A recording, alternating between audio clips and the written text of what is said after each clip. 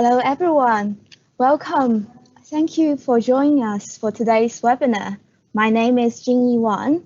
I am the chair of CIGRE UK NGN.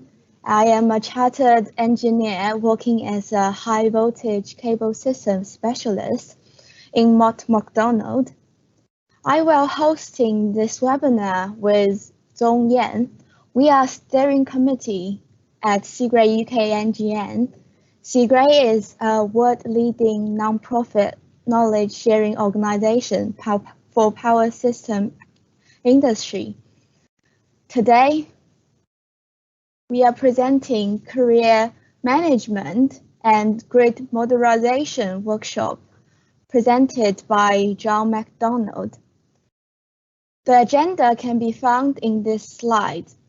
There will be 10 minutes intro for CIGRE UK NGN, 1 hour talk on key insights to career management, followed by 10 minutes of Q&A, 15 minutes of Relaunch CIGRE UK NGN mentoring scheme, a short break, 1 hour talk on grid modernization, followed by 10 minutes Q&A, and then the close of today's workshop. Just a little housekeeping before we get started. The Q&A will open during the presentation, and you can post your question here. Our Q&A moderator, Zong, will publish the questions after review. The questions will be collected and discussed during Q&A sessions, during their respective sessions. So now I will present the intro for CIGRE UK NGN on behalf of our team. First, I would like to introduce CIGRE Global. CIGRE is a global community sharing knowledge and expertise. There are 15,000 members from over 90 countries. CIGRE is the world's foremost power system knowledge development program. There are 16 domains of work and over 250 working groups. The 16 domains of work can be seen as following: Group A, equipment; Group B, technologies; Group C, systems; Group D, new material and ITs. And the 6 domains are listed in the slides as well. The core of CIGRE is a global collaborative program called CIGRE Paris Session. And this is a place, this happens every 2 years, and it is the world #1 global power system event. And because of the COVID situation, this year it will be an e-session, and it will happening from 24th of August to 3rd of September. What is Next Generation Network? It is a professional network for engineers studying or in early stage of their career in the power industry.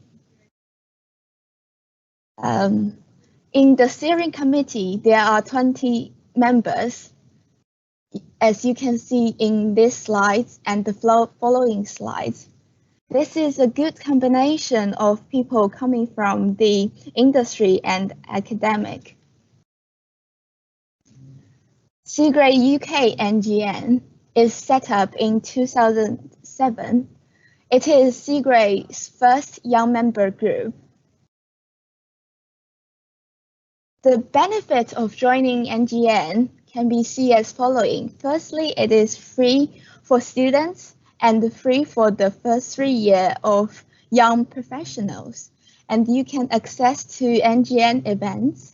You can also get involved in other NGN activities, including joining international working groups, supporting shadowing study committee panels, and Personally, I have been benefit from joining one of the working group as young member, and this group is for subsea cable system, and I got the unique chance to work with expertise in the industry.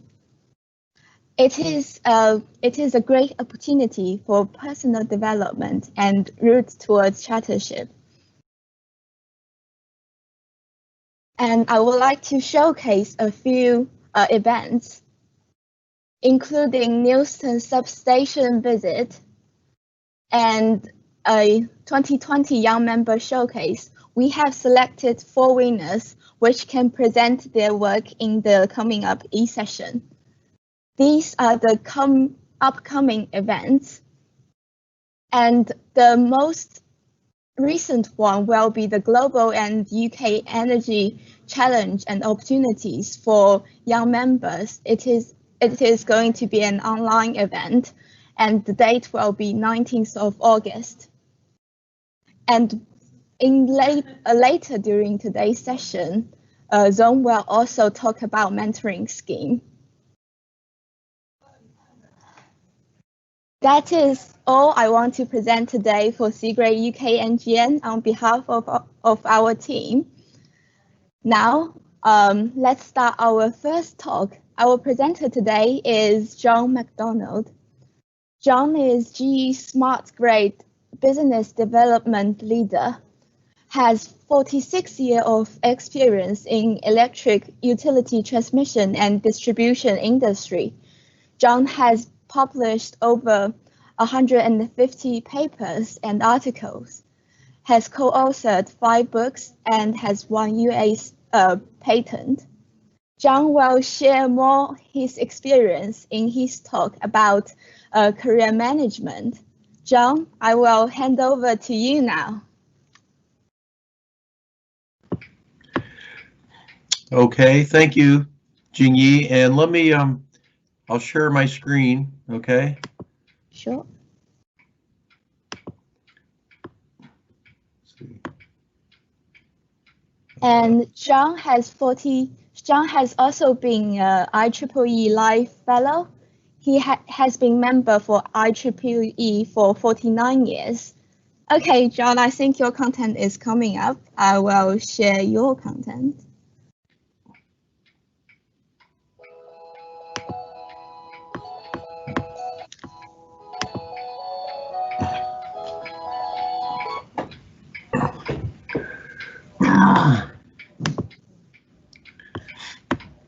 Can you see the content? Yes, we can see and hear you okay.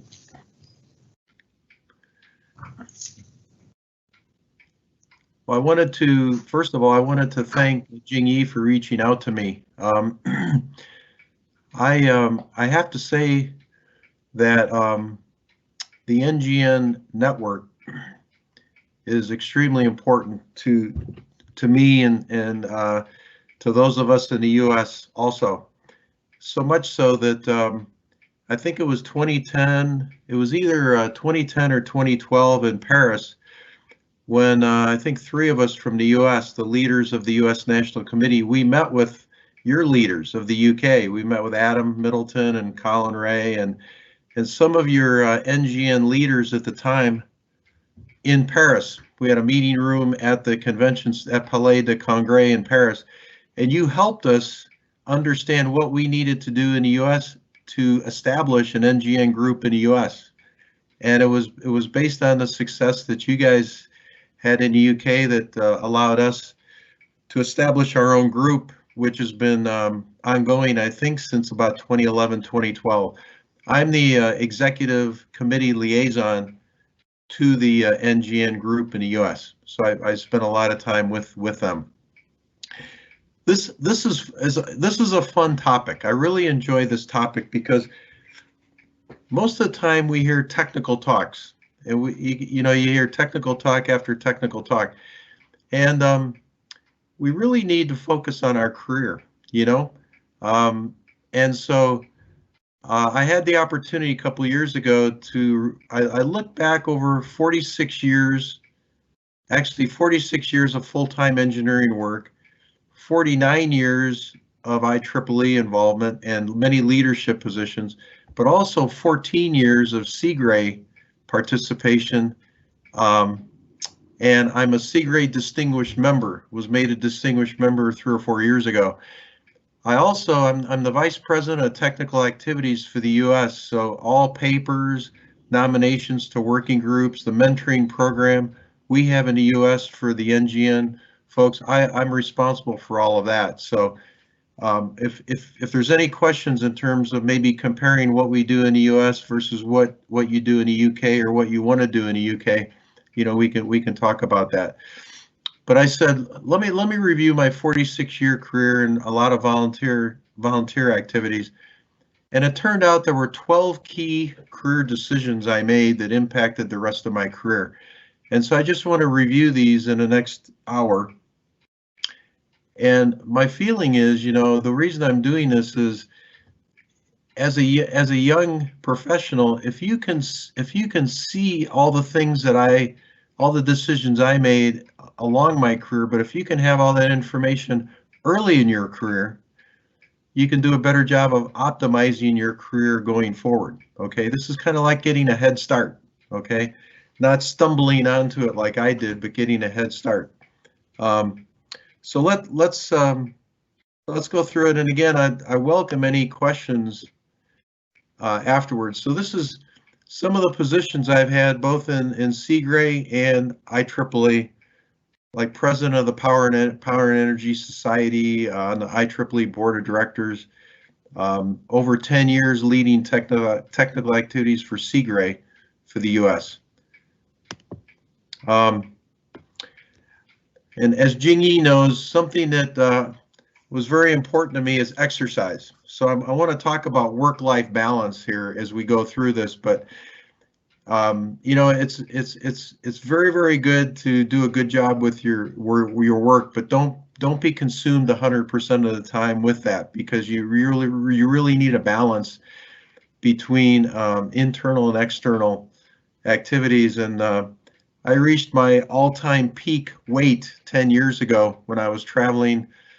I was traveling a lot and eating a lot of food, and started working out with a trainer 10 years ago, and I'm 25 pounds lighter, run a lot of 5K races, and I'll be 69 later this year, so I'm almost 70, but I can outlast in any boot camp many of the younger people that I work out with. So I'm in very, very good shape, but it's caused a reprioritization of what was important to me, and it was a life-changing decision.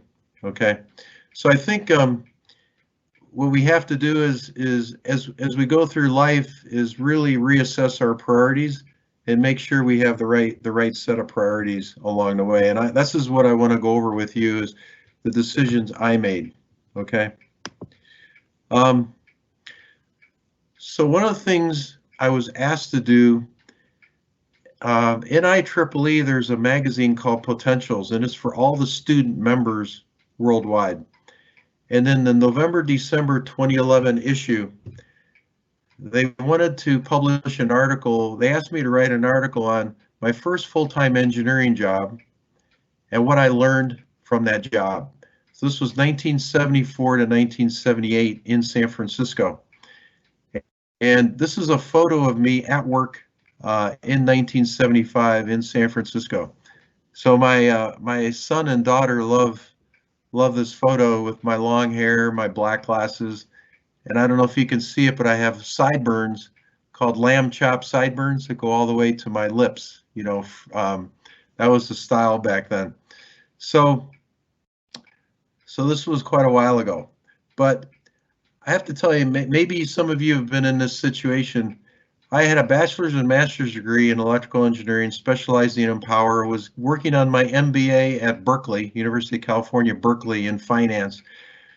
And I was doing all the power system technical studies for mining and metals facilities for Bechtel Corporation. I had a manager who spent hours asking me about my work, all the calculations I did. And I went through those in detail with my manager. Then when the client came into town for a project meeting, my manager would not include me in the meeting. He went to the meeting and presented all my work to the client and actually took credit for it. So this was very disappointing for me. I was right out of school. I really didn't know what to do. I was upset. I was doing very, very good work. I was very thorough, but I was wondering if anybody knew what I was doing, you know, if it was like a secret, because my manager really wasn't the type, he wanted the credit himself. Well, my first bullet here is don't let a disappointing work situation affect your attitude at work, because nothing in the workplace is permanent. Things will always change, and I really mean this. So I continue to do good work, to continue to be positive, continue to do very good quality of what I was doing, be friendly to everybody. And I came into work, I'll never forget this, on a Monday morning, and I saw that my manager's desk was empty, his bookshelves were empty, and he was not on the project anymore. Had no idea. And so I'm sitting there wondering, okay, what's going to happen? And the chief electrical engineer, who you can see in the photo behind my left shoulder with a white shirt on, Chuck, he came over to me that morning. He said, John, he said, I know you've been doing all the work for the project. He said, now when the client comes into town, you will be the one to present to the client. Well, here I was in my young 20s, and I would be representing all the technical studies on the largest copper refinery that was ever built, the design of it, to the client, ASARCO. What an opportunity for me. So here, the bottom line is don't be upset and make a quick decision, which I could have done. I could have said, I'm not working for the company anymore, or I want to work on a different project. I don't like this situation. You know, things will change. And it turned out that I actually had an unbelievable opportunity, you know, at 22 years old, to represent all my work to the client with many more senior people on a project at my company. So, and it turns out the chief electrical engineer, Chuck's there, we still keep in touch at over 50 years later with exchanging Christmas cards. Okay, so he became a very close friend. So don't let a disappointing work situation, you know, cause you to make a very quick decision. Okay, nothing in a workplace is permanent. Also, I learned no one is indispensable. Continue to do more than expected and provide value to your company.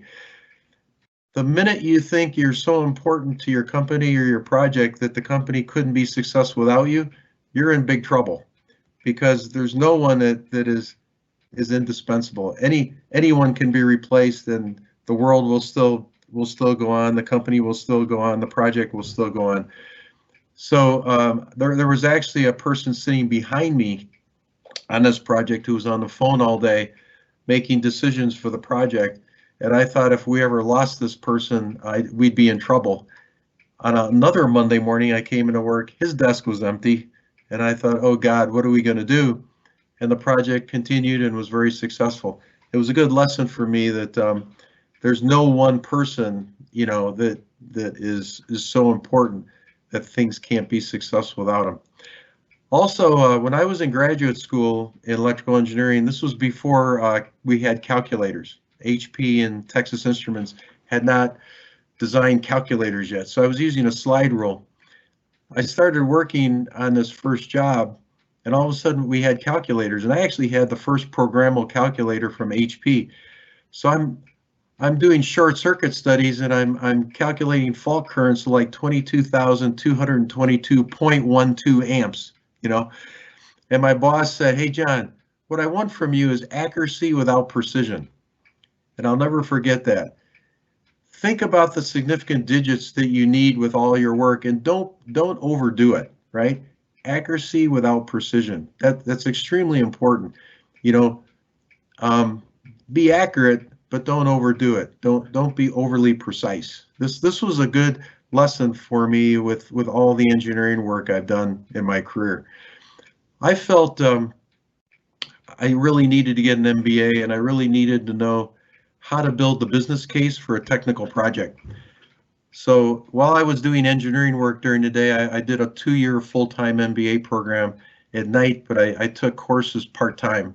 So it was a full 2-year program of courses, but at night. So it took me going as fast as I could, which is 2 courses a quarter, 3 quarters a year. It took me 3.5 years, specializing in finance. But I see many good young engineers today with very good ideas for technical projects, but they don't get approved by their companies because they don't know how to express a technical project in terms of economic justification. We don't want to know the bits and the bytes, and we don't want to know, the engineering stuff. We want to know, what are the anticipated benefits? What are the costs? What's the benefit to cost ratio? What's the payback period? For every dollar I spend on the project, how many customer minutes interrupted? How many customer minutes interrupted will we save? How will we improve the reliability of the grid? How many millions of tons of carbon dioxide will we prevent from going to the atmosphere?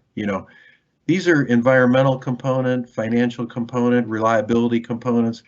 It's not all engineering. So we really have to put more of a business hat on and think about technical things from a business point of view. Now, in the United States, we have what we call professional engineer license. I know in the UK you have a chartering, I think, process. So in the US, it's an 8-hour exam over fundamentals of engineering, we call FE. Then when you have enough years of work experience, you take another 8-hour exam, and I took it on as the PE exam on electrical, 8 hours on electrical. It's very important to get, you never know what kind of work you're going to be doing in your career, and you forget this stuff very quickly. So I always say, get the chartering or get the license early in your career when you remember all the, the stuff you need for the exams, because you never know what kind of work you'll be doing in the future, and you may work for a consulting company that requires the chartering or requires a license. So I'm registered in 3 states. In the United States, it's a separate registration for each of the 50 states. And I'm registered in the 3 states that I've worked in: California, Pennsylvania, and Georgia. And I keep that up to date every year with continuing education credits. I have to have a minimum number of PDHs, professional development hours, every year. And at any point, one of these 3 states can audit me, the board can audit me, and I have to provide proof that I had enough continuing education credits for that year. We all need to serve as mentors for other people, for young engineers. I mentor many young people, both within GE and outside GE today.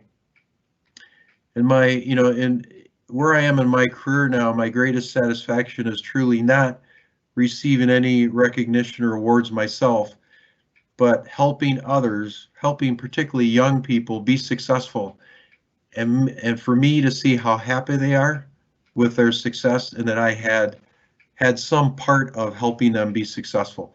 To me, that's the best use of 46 years of full-time work experience, is helping others. So, really spend time and do that as much as you can. You can do that at any age, right? And any experience level. Always help others. And then lastly, and I know many of you are doing this already, but what's very important is get involved in outside activities like IEEE, like CIGRE. I found, for me, that to be a complete engineer, I needed CIGRE and IEEE, both. They complement each other, okay? Not one or the other. I feel that's my own personal feeling.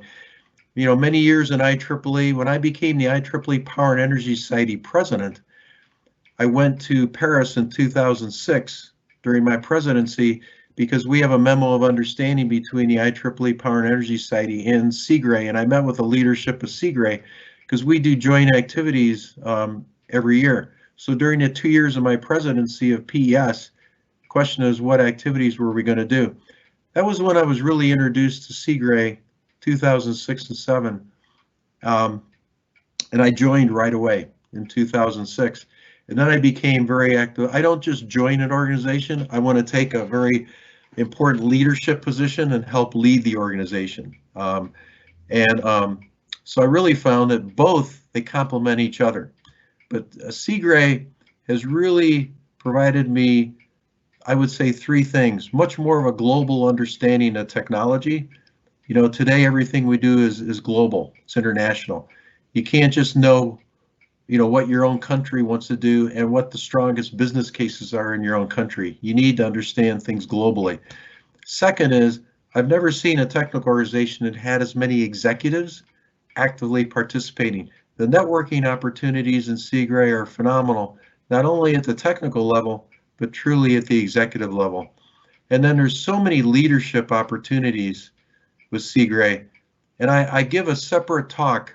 In fact, I just gave it a week ago in the United States here, how to build and lead a voluntary engineering organization. You know, leading an organization of people that get paid by the company is much easier than leading a group of volunteers who have full-time jobs, and now you want them to do additional work in addition to their full-time job, like CIGRE. So I have a separate talk about, in 49 years of doing that, what are some techniques to use to be successful in incentivizing leading volunteers.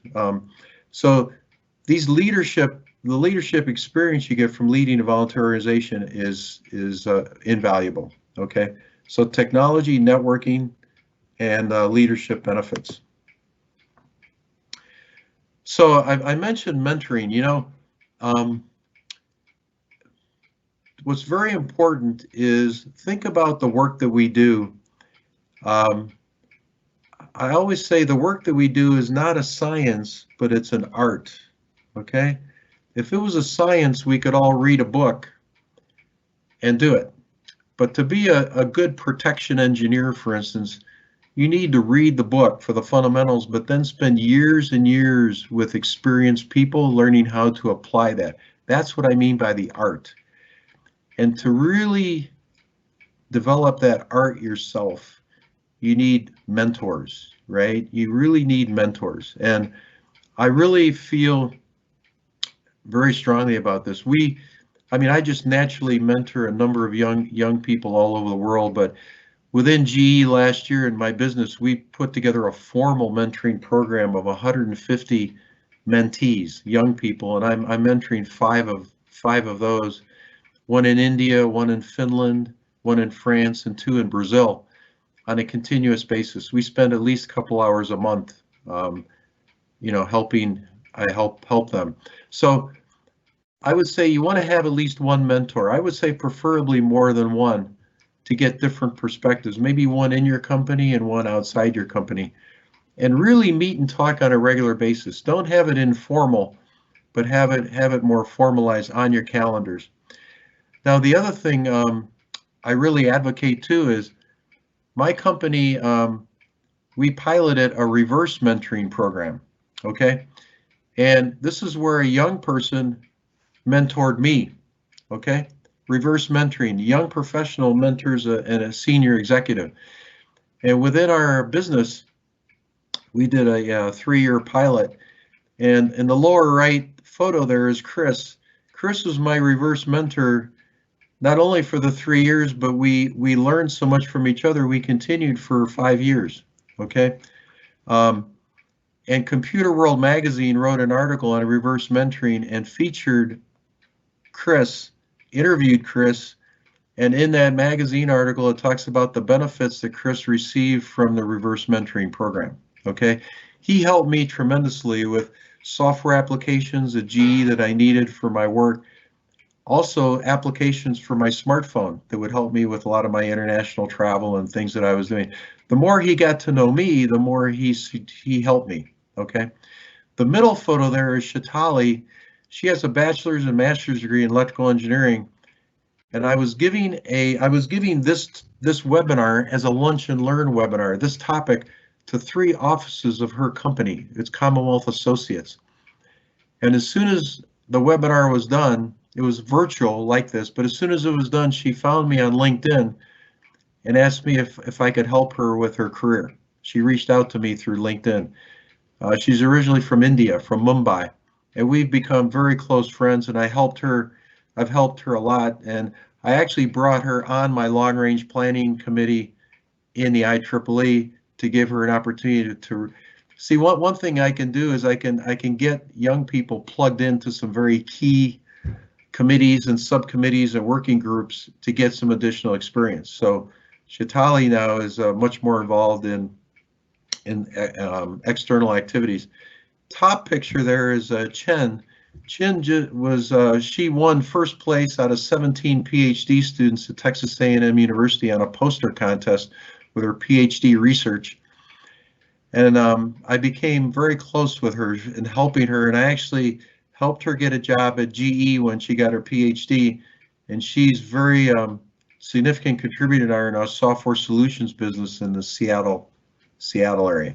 So, you know, people ask me, how do you find a mentor?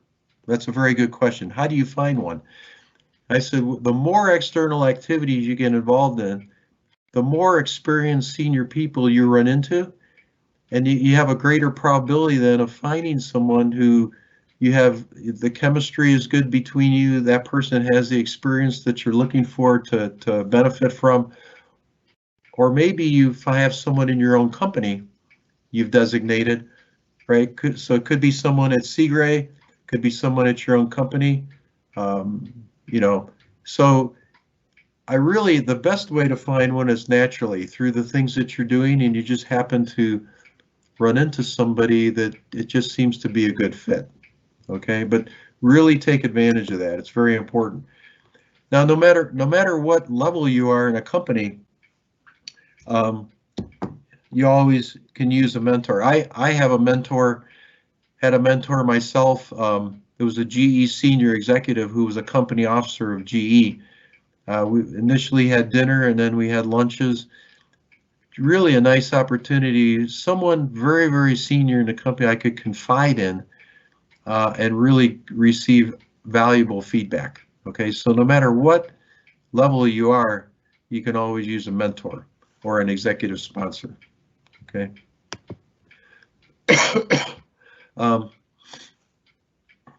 So many of us may not think about this. We have a job, we go to work, we do our work, we come home, and we put all of our focus on our work. That's being 100% internally focused.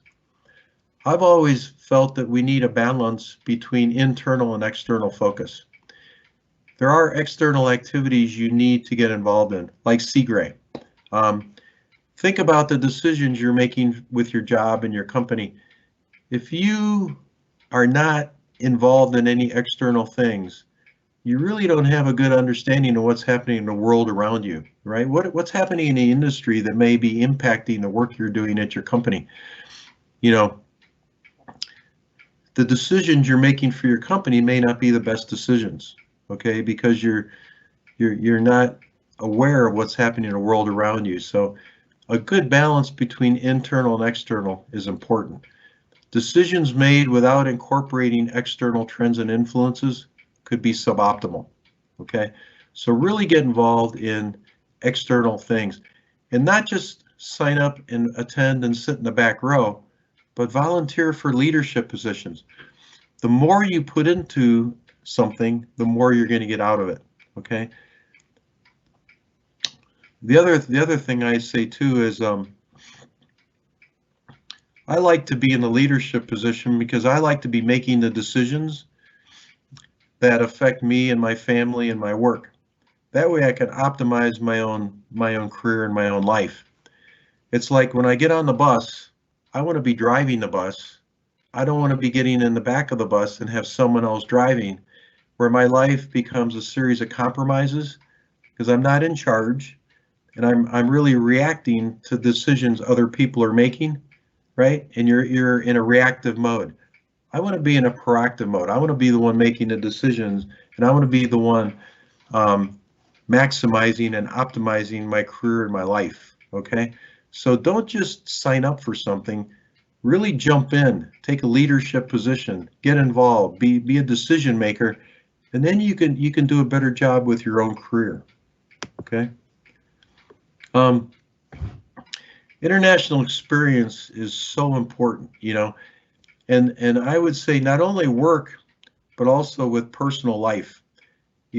I know it's tough with COVID now, but once, hopefully things get back to a new normal for us, I always take advantage of any international trip I can go on, and I really look forward to meeting new people, learning new cultures, right? And understanding people from all over the world. We need to know the regional differences in technology, standards, regulation, and policy, and business cases.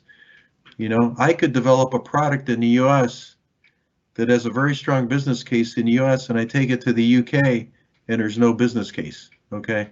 Because of different policy, different standards, things like that. So international experience is important. Look for international assignments, discuss it with your manager, and learn the differences in cultures. Like, in Asia, right, when we exchange business cards, it's important I put my computer bag down and take up my business card with both hands, right, and present it to my colleague there, because that's how they present their business card to me. It's not like I just take it out of my pocket with one hand and say, here's my business card. We need to respect other cultures and how they do things. My son in the upper photo here fell in love with a beautiful girl from Mumbai, India. So 4 years ago, we had a Hindu Christian wedding here in Atlanta in the United States. And I officiated the Christian part of that wedding with that red kurta on. So, I'm proud to say I have family in India. I've made a number of trips to India, to teach courses and give talks.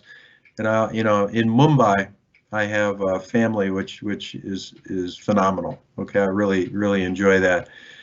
Bottom photo, my family is from the Isle of Skye in Scotland, and my dream, I did consulting work for Scottish Power from 1997 to 99, and my dream truly was to go to a wedding in Scotland wearing a kilt, which was the dress McDonald tartan, which is my favorite.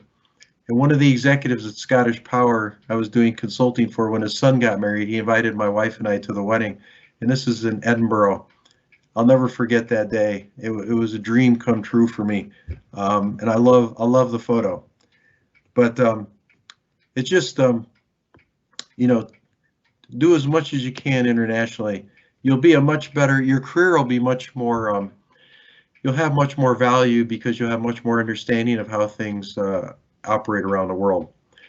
Training is something that's very important, and usually our managers don't spend a lot of time with us with respect to doing research on training, both internal within the company and external outside the company.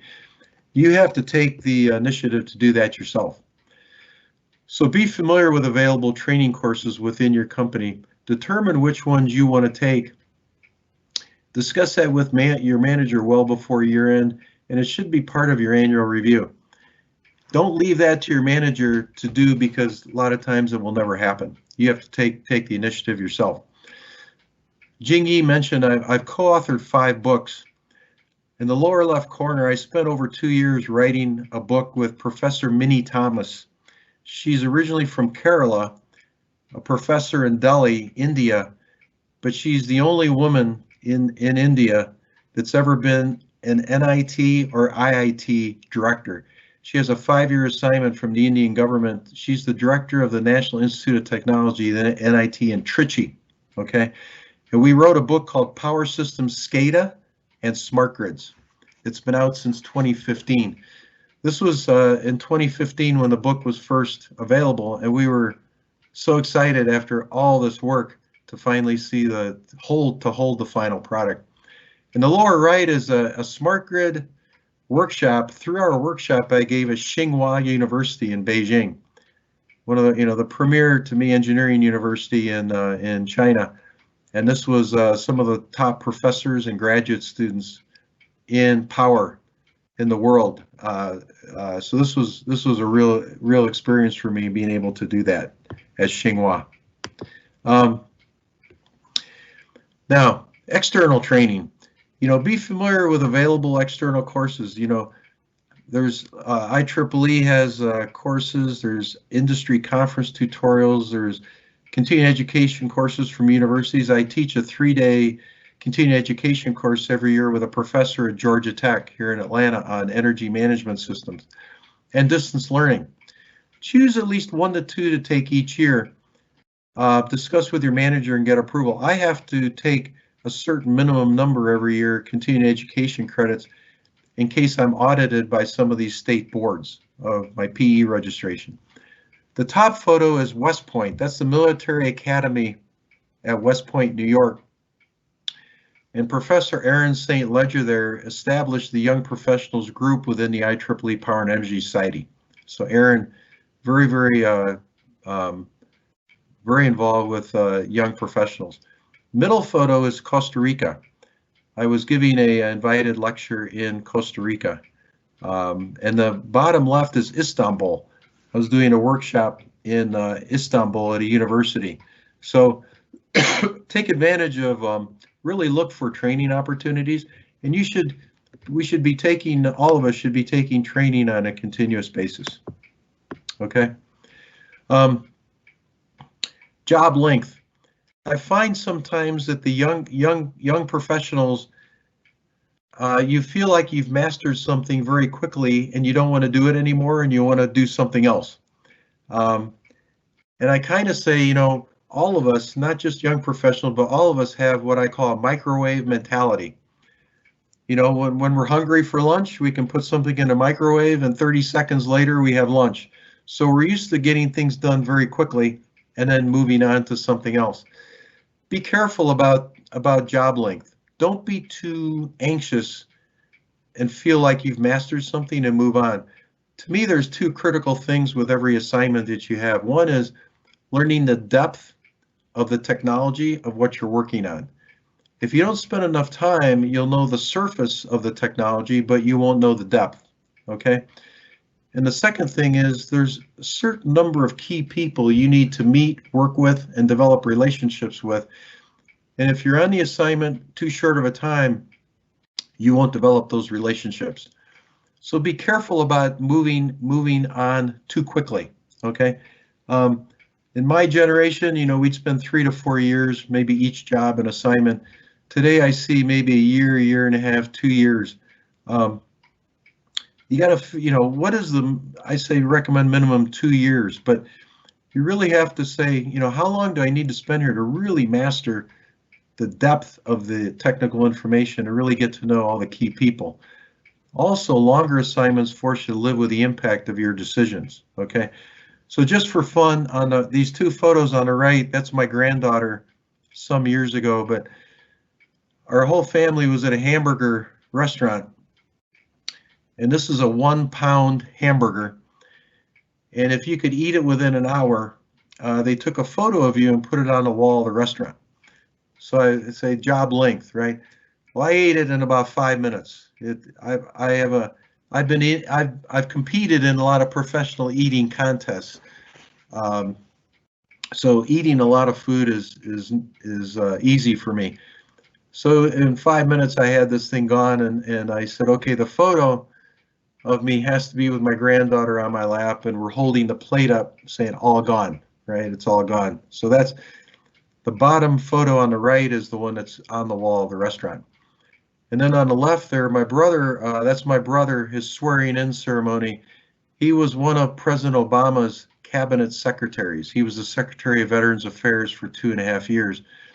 And this is a swearing in ceremony in his office in the VA building in Washington, D.C.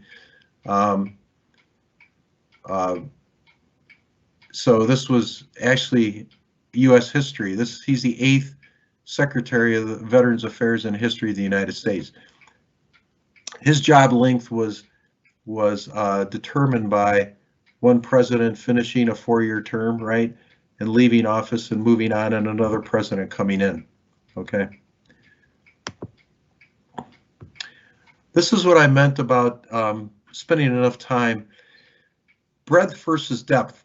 Focus on depth with everything you do rather than staying on the surface.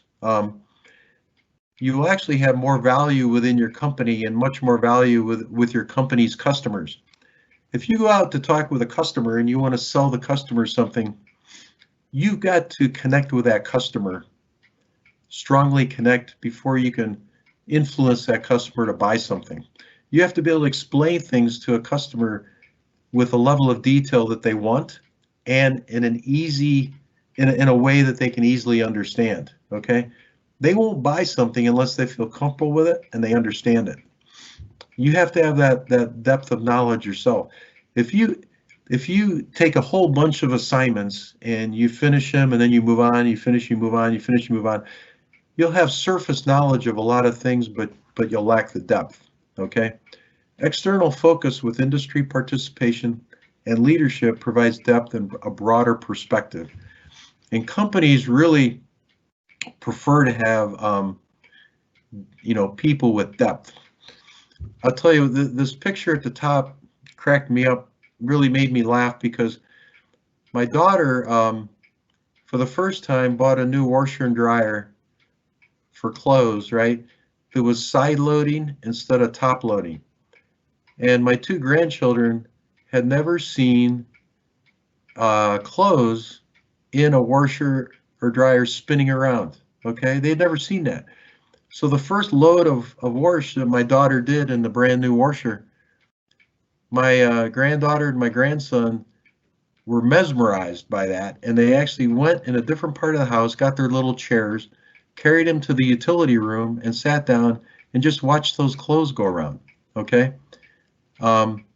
This is what I mean by depth, right? They could have just walked by and said, something new, that's cool. But they sat there and studied it, watched it for a while. That's kind of a very, very, very young person's example of depth. And then the bottom picture is my granddaughter, when she was very young, wanted to get on my back to get a horsey ride, and this is at her home. And my wife just jokingly put our dog on my back. My dog was very, very close to me. We did a lot of things, everything together, and she was very comfortable and didn't want to leave. She was going to stay on my back. And my granddaughter's saying, wait a minute, I'm supposed to be up there to get a horsey ride. So think about spending enough time with things that you truly get the depth of information. So transactional versus strategic. So many things we do today are transactional. My company may say to me, John, how much more business can you bring in next week? Or how much more business can you bring in by the end of the quarter? It's very short term. And we really need a balance between transactional and strategic, right? Transactional is needed, but it can't be 100% transactional. What you're going to do is empty your pipeline of opportunities, and then you won't have anything in the pipeline. So you got to, do the things transactional, but also keep filling the pipeline with opportunities. So the bottom picture here, talk about strategic. I'm talking one-on-one with Jim Lovell. If you remember Apollo 13, Jim Lovell was the captain of Apollo 13. They were supposed to go to the moon, and remember they had the big explosion. And they, working with the mission control in Houston, they were trying to figure out how can we take a damaged spacecraft with limited oxygen, right, limited electricity, if you remember the movie, and put things together that we have here and get back to Earth. Talk about strategic. It was unbelievable to talk with Jim Lovell one-on-one for about 5 or 10 minutes and just to talk to him about his experience. And the top one is fun. I'm very strategic with eating. I was in professional eating contests and love to eat. So I don't know if you can see it, but I have a fork that expands. It's about 4 feet long. I can collapse it like the old pointers, but when I expand it, it's 4 feet long. And at different board dinners, I would bring the fork and hide it, and then when dessert was served, go behind the back of people and extend my fork and try to get their desserts.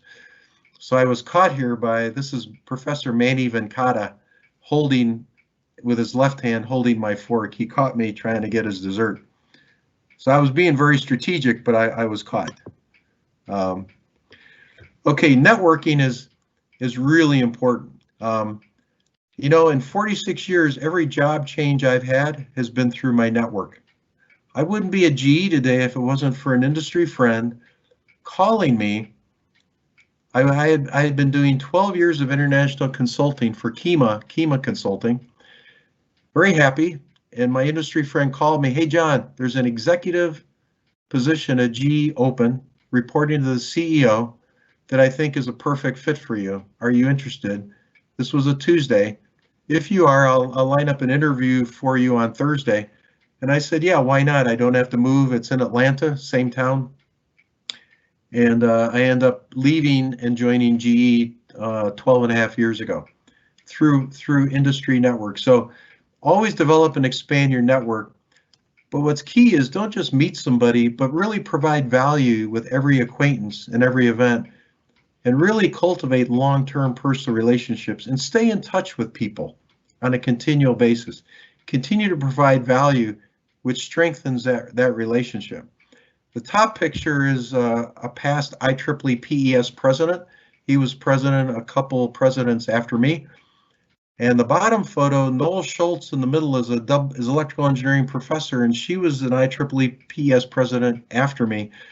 But I convinced her to run for president, and it was exciting that she decided to run, and then she won, and I was with her when she won. Her husband there is president of Washington State University, so he's a university president, and she's an electrical engineering professor. So very close friends. So it's probably funny to have an old person like me talk about social media, but I'm very active in social media. In LinkedIn, I have over 13,000 connections, okay?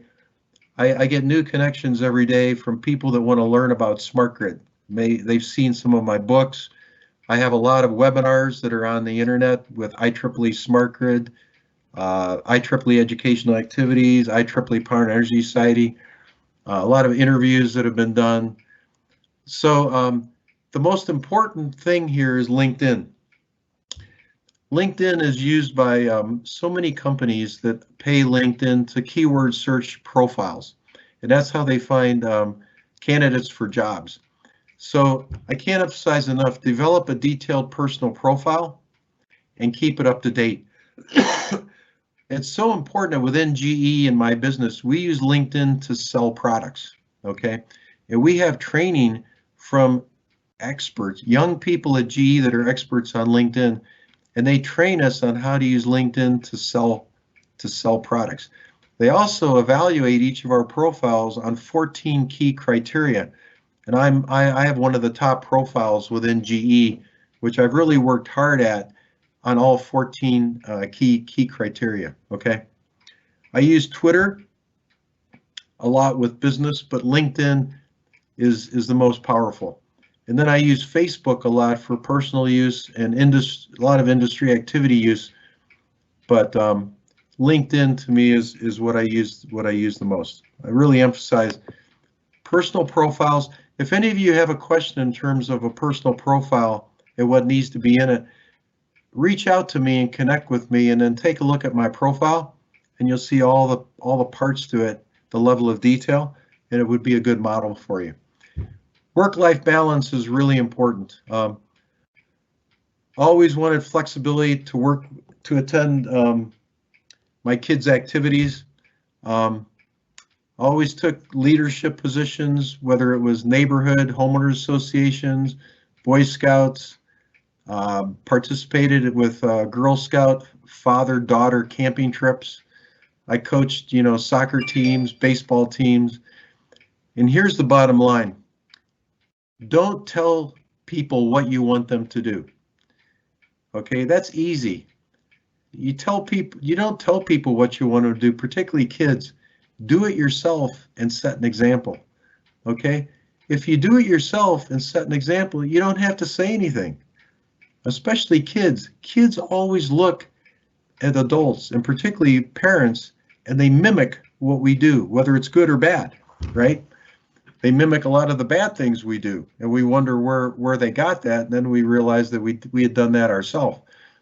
Don't tell people what you want them to do. Do it if you want your child to be a leader, you take leadership positions yourself. If you want them to treat people friendly and nicely and be very open to people, you do that yourself, okay?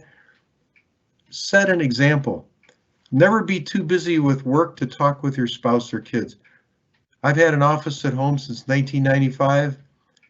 If when my kids were at home and they came into my office and I was on a conference call, I would stop the conference call. I'd say, hey, listen, I'll be right back. I've got to go for a minute, and show my child that what they wanted to tell me was more important than being on a conference call with my company. I can always get another job, but I have one family for my life, right? And so your highest priority should be your family. When you're with your spouse and your children, spend quality time, no email, texting, computer games. And I apply, for work and family situations, I think there's a very simple approach. It's called probe-align raise, and I'll just give you a quick example. Let's say I come home from a business trip. I've been gone a couple days, and my son is in high school, and my wife says, you go up to his room, or you find him and tell him to clean his room. I've asked him to clean his room, for 2 days, and he hasn't done it. There's two approaches I could take, right? One is run around the house and find him and yell at him, right? Mark, clean your room. But the best way is apply this approach. He was up in his bedroom. I went up to his bedroom, looked in his room. He's sitting at his desk doing his homework. And I said, hey, Mark, how you doing? What are you working on? He says, hey, I'm doing my calculus homework for school. How many problems do you have? I had 7 problems to do. How many have you done? I said, I'm working on my 4th one. I said, okay, now I've probed, I find out what he's doing. Now I'm going to connect with him. I said, Mark, let me help you with a 4th one. Let's work on it together, okay? So I help him. It's a word problem, so we read the words, get the equation, solve it. And we finish it, and I said, okay, now we've got 4 problems done. You have 3 left to do. Mark, would you do me a favor? When you finish the other 3 problems and get your calculus homework done, would you please clean your room for me? Okay? And he did it, right? So instead of going in and yelling, go in, ask questions, probe, connect with a person, and then you can raise or take them to what you want them to do. This is true in work, it's true in family, it's true in rush to get something done, but spend some time. Treat the person or the group of people like humans, right? Find out what they're thinking about. Find out and figure out a way to connect with them. And then when the time is right, you have a better chance of getting them to do what you want them to do, okay? I always included my spouse and kids in work and industry activities. It's important that I want them to have a better understanding of what I do. My wife and I always chaperoned our kids' activities, and I find active participation in Facebook really keeps me connected not only with my kids and their friends, but my grandkids also. Okay, so here's some shots. My wife and I love dogs, and this is our current dog, our golden doodle, Bruno. The second photo, this one is the night of my birthday. We just had birthday cake, and that's my grandson and granddaughter thinking it was be cool to jump on Papa's back. I volunteered in my granddaughter's 3rd grade class and did a math center, and her teacher took this photo of Ashley and I before I left school that day and went back to work. And then this photo's at Disney World a year ago. So this is what it's all about, right? Is quality time. Now you need to take advantage of planning your career. You have to take the initiative for that. Don't Don't think your manager or your company is gonna take the initiative. You have to do that, and it should be an important part of your annual review. Most managers focus on your performance the past year only and spend little time on career planning with staff. Be proactive. Think about short-term and long-term goals, right?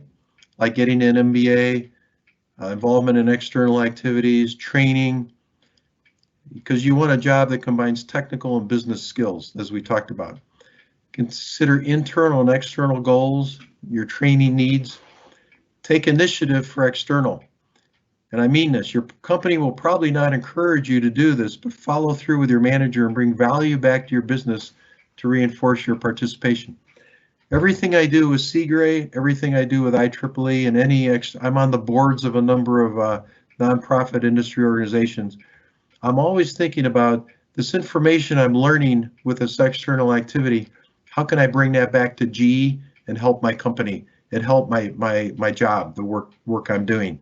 Always bring value back to your business. Okay. Let me see these. Yeah, this bottom picture here in the middle, this was the CIGRE U.S. National Committee Grid of the Future Conference. And two young women from China were actually graduate students at Arizona State University getting their masters and PhDs in power. And they were authors and presenters at the conference. And they sat with me at dinner during the banquet we had that night. Okay, on the left here, Natalie was with the IEEE Foundation, but Babak here is a very active young professional that I've been working with for about 5 years now and helping him with his career. He's with National Grid in Boston. Next year will become the Vice President of Education on the IEEE governing board.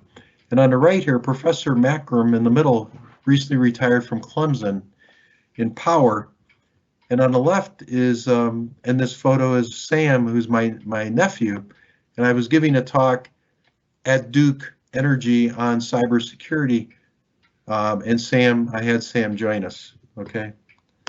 So let me see, yeah. So let me finish here with, this bottom right photo is a group of young professionals at a university in Tunis, Tunisia. What was phenomenal to me was I gave 4 different distinguished lectures at 3 different cities in Tunisia, 3 of these at universities, and I would say 2/3 of the electrical engineering students in Tunisia are female. It was phenomenal. The leadership of all the young professional student groups was primarily very motivated, very talented females. It was a unique experience for me that I'll never forget. And this was after I gave a talk at one of the universities in Tunis, one of the 2 universities in Tunis. I was fortunate to go on a humanitarian initiative. I represented the IEEE by myself to Ghana and Zambia. This was a photo in Ghana here, and Miriam is an electrical engineer at the Electricity Corporation of Ghana. And her husband George here is a senior executive and the IEEE leader. On the left here is Zambia. This is outside the university after a workshop I gave, but 60% of the population in Zambia has no electricity. So my goal was to help. I spent 3 days at each in Lusaka, Zambia, and Accra, Ghana, to help them electrify the country, teach them what they needed to do. This photo is interesting. This is University of Bologna, the 2nd oldest, I think, university in Europe, in Italy. And Carlo Alberto Nucci, very active in CIGRE, and Cecilia Mitra, both are professors at the University of Bologna. Cecilia was the very first female president of the IEEE Computer Society. I'm very honored that she came and attended my lecture. And then the upper left is Lieutenant Colonel, now Brigadier General Barry Shoup was the IEEE president in 2016. And when he retired from the Army in West Point, I was invited to his retirement ceremony. So this is, you can see you know, the more things you do outside of work, the more people you meet, the more how much more rich your life is, how much more you learn, the great friendships you develop, and it's just a phenomenal. It's so much fun, you know, bringing value, mentoring people, seeing them be successful, and there's so many things you yourself can do, and I really mean this. There's no limit to what you can do. Okay, the limit is yourself. I say the sky is the limit. In other words, there's no limit. So, you know, a lot of this information we talked about here, take advantage of it. Think about your own career, and remember, be proactive, don't be reactive. You want to be driving the bus, not riding in the back of the bus. Take charge of your career, make some good decisions, and really get the most out of your career. So that's all the prepared material. So I think Zong, go back to you for any questions that we have. Yeah. Okay. Thanks, John, for your presentation. It's a wonderful, really insightful presentation. I'm sure many of us found it very useful. So we have 3 questions here. So for the first question, I think it was Mahmood. So Mahmood said, hi, there are various types of MBAs, executive, finance, marketing, etc. Do you recommend to get a financial? You're right. There's different types of MBAs. There's shorter ones, more executive MBAs, which are, it's not a full 2-year program, not a full program. That's one approach. The other approach is a full 2-year program, full time. So when I was investigating where I was going to get my MBA, I was in San Francisco, so I looked at Stanford. The 2 top schools in California were Stanford and Berkeley. Stanford said we only have a day program full time. We don't have a night program.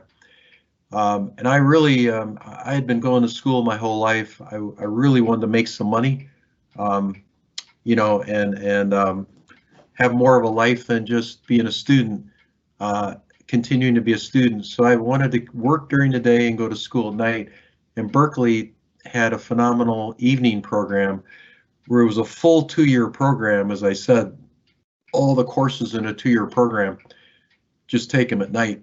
And so it takes 3.5, 4, 5 years to get it done, but it's a full 2-year program. Now, when I got my MBA, I had a choice of specializing in finance or management. And so my recommendation would be, truthfully, a full 2-year program, because I think it's richer in the content. It takes a little longer, but it's richer in the content that you receive. Second would be focusing on finance. Finance gives you so much insight and tools, knowledge that you can use not only at work, but managing your own personal finances, right? Managing your own, finances, personal finances. So, and then the third thing I've changed, if I had to do it over again, truthfully, I would probably have gone full time. Now, I really enjoyed working during the day and going to school at night, but my son is a Georgia Tech electrical engineer in power. Again, from Georgia Tech, worked at GE for 5 years, and left GE and went to Duke University full time and got his MBA in energy finance. His wife, Mita, from Mumbai, she came from Mumbai over to the US and went through Duke's 2-year MBA program full time. I saw their full time experience and how many phenomenal friends they made. They were classmates, and I would really be torn today if I was doing it over again, whether I'd go full time or at night. But I definitely would do the 2-year program, definitely focus on finance. I think that's has the most value for us. And again, I would really have to, the thing I wouldn't be clear about right now, whether I'd go full time or go at night again. Okay. Yeah. Thank you, John. So we come to the second question by Steve. He said, John, IT and comms is so important today, as well as simulation or modeling. What would you say about the IT skills people need to have? useful over the next 20 years? Well, one of the things that we'll talk about in my next talk on grid modernization is don't think about a smart grid until you have a strong grid. The strong grid is the foundation before you start adding a bunch of new technologies on top. And Steve, this question is very, very appropriate, because the two aspects of a strong grid are the IT infrastructure, you know, and the communications infrastructure. And I was going to talk more about that in my next talk. I've been doing a lot of work for 15 years now, almost 20 years, on enterprise data management. I wrote an article in 2003 that introduced new concepts to the industry on the concept of operational, non-operational data in the new microprocessor-based devices that were offered to the marketplace beginning in the mid to late 80s, these new microprocessor-based relays. We were only focused on the operational data. There's an IT aspect to what we do, which is extremely important. We need to bring together the IT and OT, or operations, parts of the utility to work together. We don't want to disconnect in that enterprise. So I co-authored a book a couple of years ago, published in 2018, called Big Data Application in Power Systems. And I wrote the first chapter of the book that's called A Holistic Approach to Becoming a Data-Driven Utility. Okay, holistic means enterprise-wide, company-wide within the utility, data-driven utility. So I talk about big data, managing big data, analytics, talk about artificial intelligence, machine learning, and the concept of the digital twin. And on my next talk, I'm going to talk about the journey to digital transformation, going from reactive to predictive, and how we're things like asset management, how we're bringing IT together with Internet of Things and big data. So very, very key today. We're hiring at GE a lot of data scientists. Utilities I see are hiring data scientists. So really, computer science is a major. IT, data science are fields today that are in demand. If I can find a data scientist that has some knowledge of the power system, some domain expertise in power, that is a unique combination. We hire data scientists and have to teach them about power. You really can't take a power person and teach them about data science. But if you're a data scientist with some domain knowledge about the grid, that's an unbelievable combination, which is very unique today. So I'm going to go into more of this. I'm going to go into this in much more detail in my next talk. Okay, thank you, John. We have 3 more questions, and if we have time, we'll try to go through them all. So the next one is by an anonymous person. He said, generally, I think there's a gap between researching in university and working in industry. After your webinar, I think it is also very important for students to understand industry as more as possible, how to understand more about industry for students in the university, and how to train leadership for a student. It's absolutely critical. I agree with you 100%. Absolutely critical that students, while you're at the university, you have as many internships as possible. You have to get real work experience. Well, firstly, I would like to say thanks for John for his very insightful talk about career management, and thank Zong to moderate the Q&A. And next session is CIGRE UK NGN mentoring scheme relaunch. And this talk will be given by Zong. Zong is our membership team leader, and he is currently doing a PhD degree with University of Manchester. His research topic is about insulation aging in power transformer, and he is in power network and the transformer research group. So I will hand over to you now. Could you please share your screen with the mentoring scheme? Yeah, okay. Good afternoon, everyone, and welcome if you're just joining us. Yeah, so my name is Long, and I'm the current CIGRE UK NGN membership lead. So the CIGRE UK NGN will be relaunching the mentoring scheme today, and I'll be telling you what it is, how to apply, and we'll also give you some insights to the scheme by providing some feedback on how our previous mentees and mentors felt. So the first question is, what is the mentoring scheme? Well, CIGRE UK is a huge organization with many professionals and senior members in both industry and academia. And sometimes it can be quite daunting for early career professionals to take part in its activities, which is what the NGN is for. So the mentoring scheme is one of our key projects that will help us connect the CIGRE UK to CIGRE UK NGN. So through the mentoring scheme, we hope to provide an opportunity for less experienced engineers or researchers to get involved in CIGRE activities. You know, you can have either limited or no knowledge in the area, but it's a great opportunity for you to get involved. So there are lots of activities within CIGRE. You can get involved in working groups, joint working groups, shadow working groups, and study committee activities. So in the mentoring scheme, each mentor and mentee relationship is quite unique.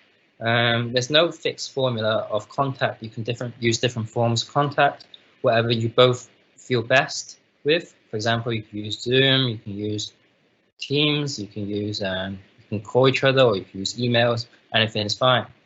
So, but we find out that establishing open dialogue and mutual trust seems to provide a positive outcome to a lot of these discussions.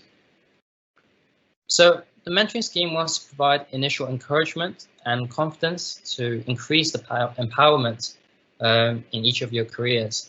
And I really find this can make quite a big difference in many people's careers if you're not quite sure about what to do. And for example, John gave us a lot of his experiences, and I'm sure it helped a lot of us to make better decisions in our lives. And I want to re-emphasize that this is especially true for CIGRE, because CIGRE is such a huge organization. We have a lot of professionals in the organization, and it can be very daunting to be in such a large organization. So to provide this bridge between CIGRE UK and CIGRE NGN is very important. So I want to provide some benefits of the mentoring scheme now.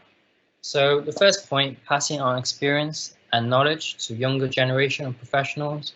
I want to reiterate this point, even though I've mentioned it already. It's quite important. So this can be really helpful because you can gain a lot of experience and lessons learned that senior professionals like John, for example, have had during their careers, which will really encourage the young professionals to tackle the current and future challenges that exist in your careers.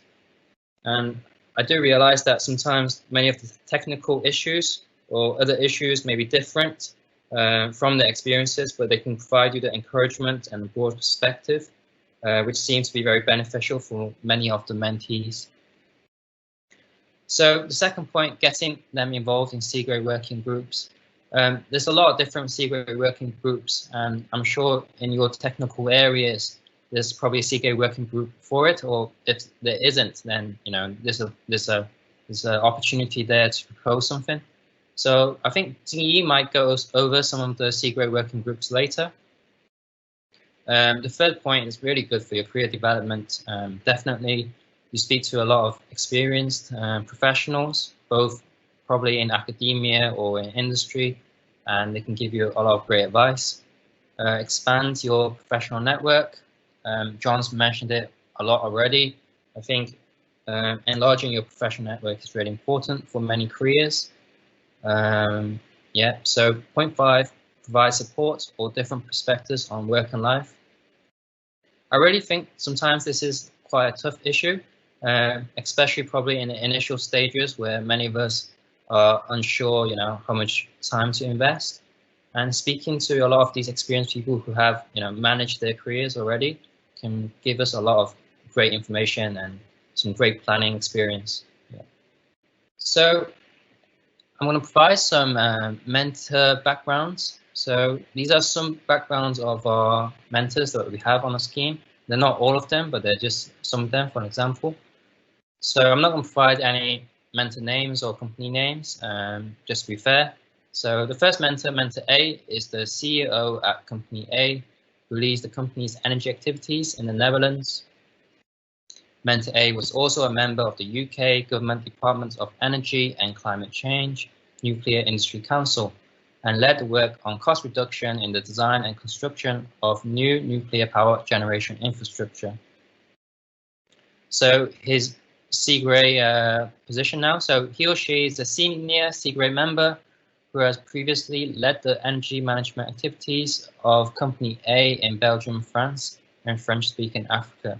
So our Mentor A has a lot of experience on project work, and he has a lot of experience working in many different countries.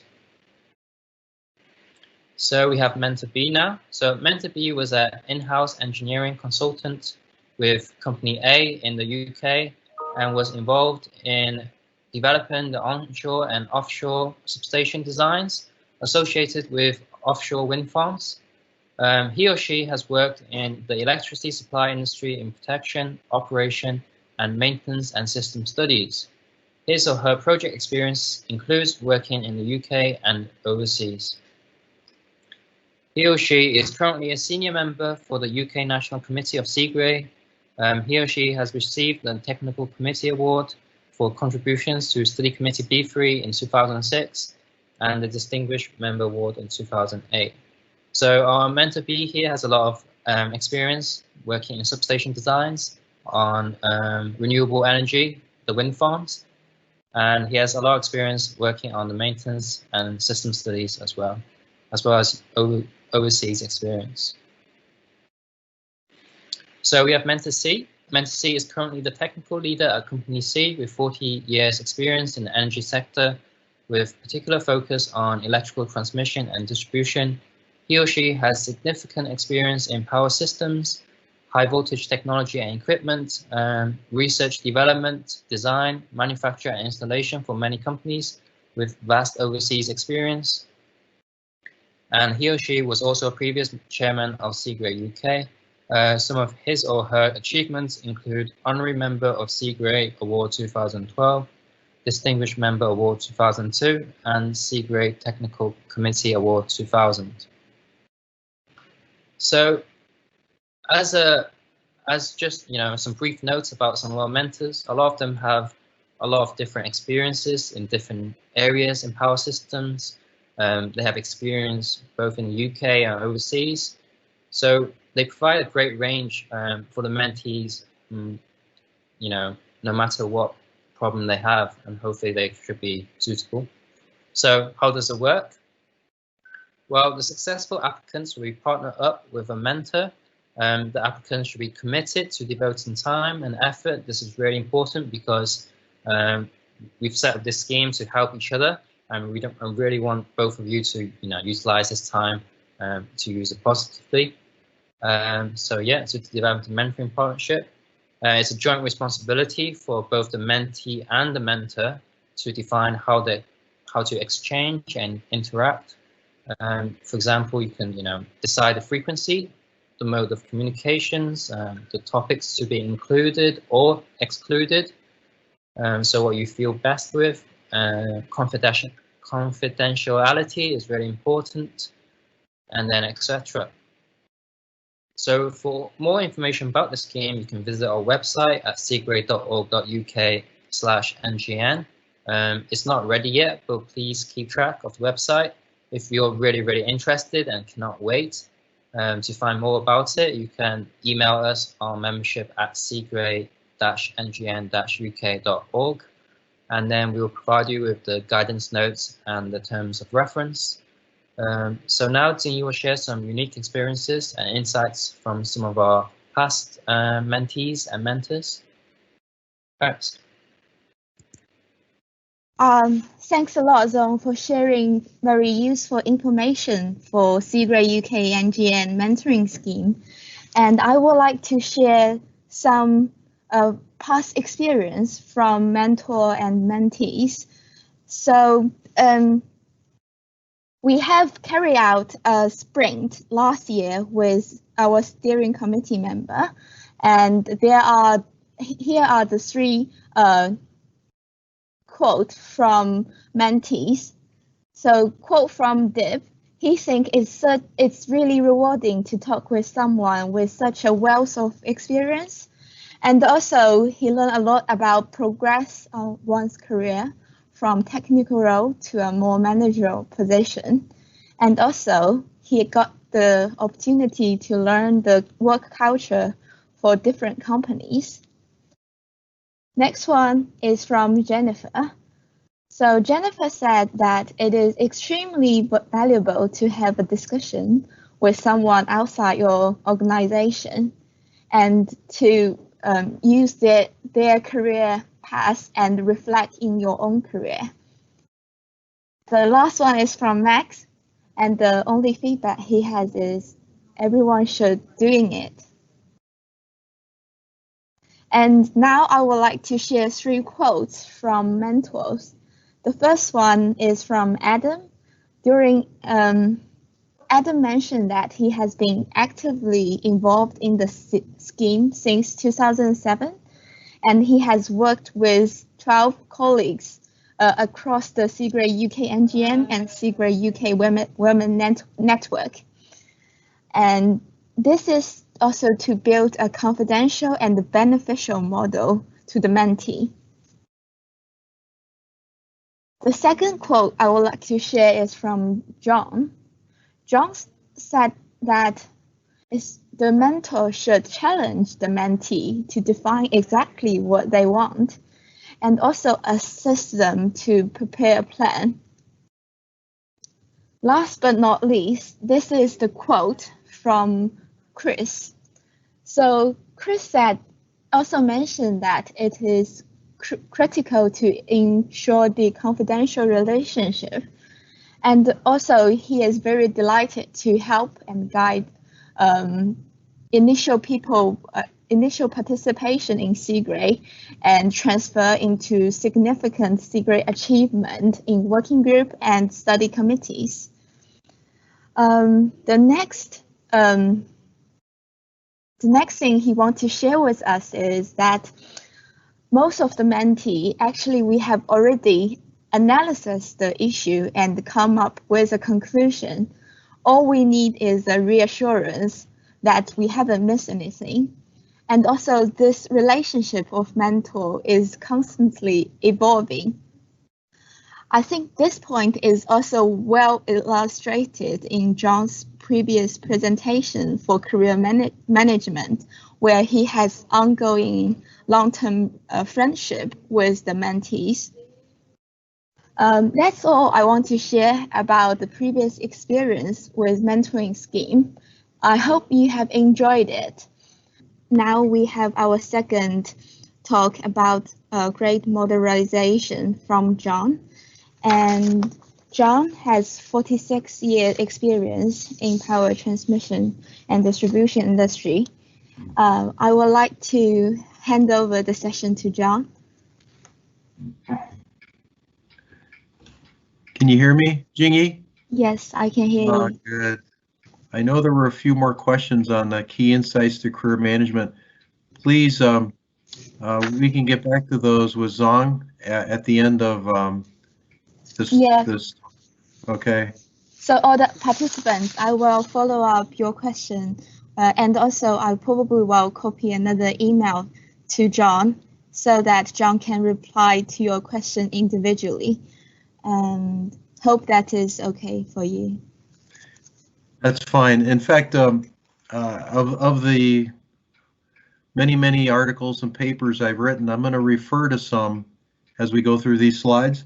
And if any of you would like copies of those articles, let me know. I also, in the response to the question, one of the questions, I mentioned an article I wrote in 2003 that introduced the concept of operational, non-operational data. And if you're interested in the IT side of things that we'll talk about here, and you want a copy of that article, let me know. Jingyi will make sure you have my email address. Okay. All right. So with this one, what I wanted to emphasize was grid modernization, which is the term we're using now instead of smart grid, because it's more actionable, right? We're modernizing the grid. And also technological advancements beyond smart grid. In other words, things we're doing today that are beyond smart grid. What do we need to focus on for like 5, 10, 15 years from now? So these are the points that we'll talk about. Key trends, concepts of smart grid, holistic solutions, very important. Microgrids, distributed generation, the concept of the advanced distribution management system, software applications, types of data, big data analytics and enterprise data management, smart grid standards and interoperability. And then I want to talk about some lessons we learned after 18 months of deploying smart grid projects.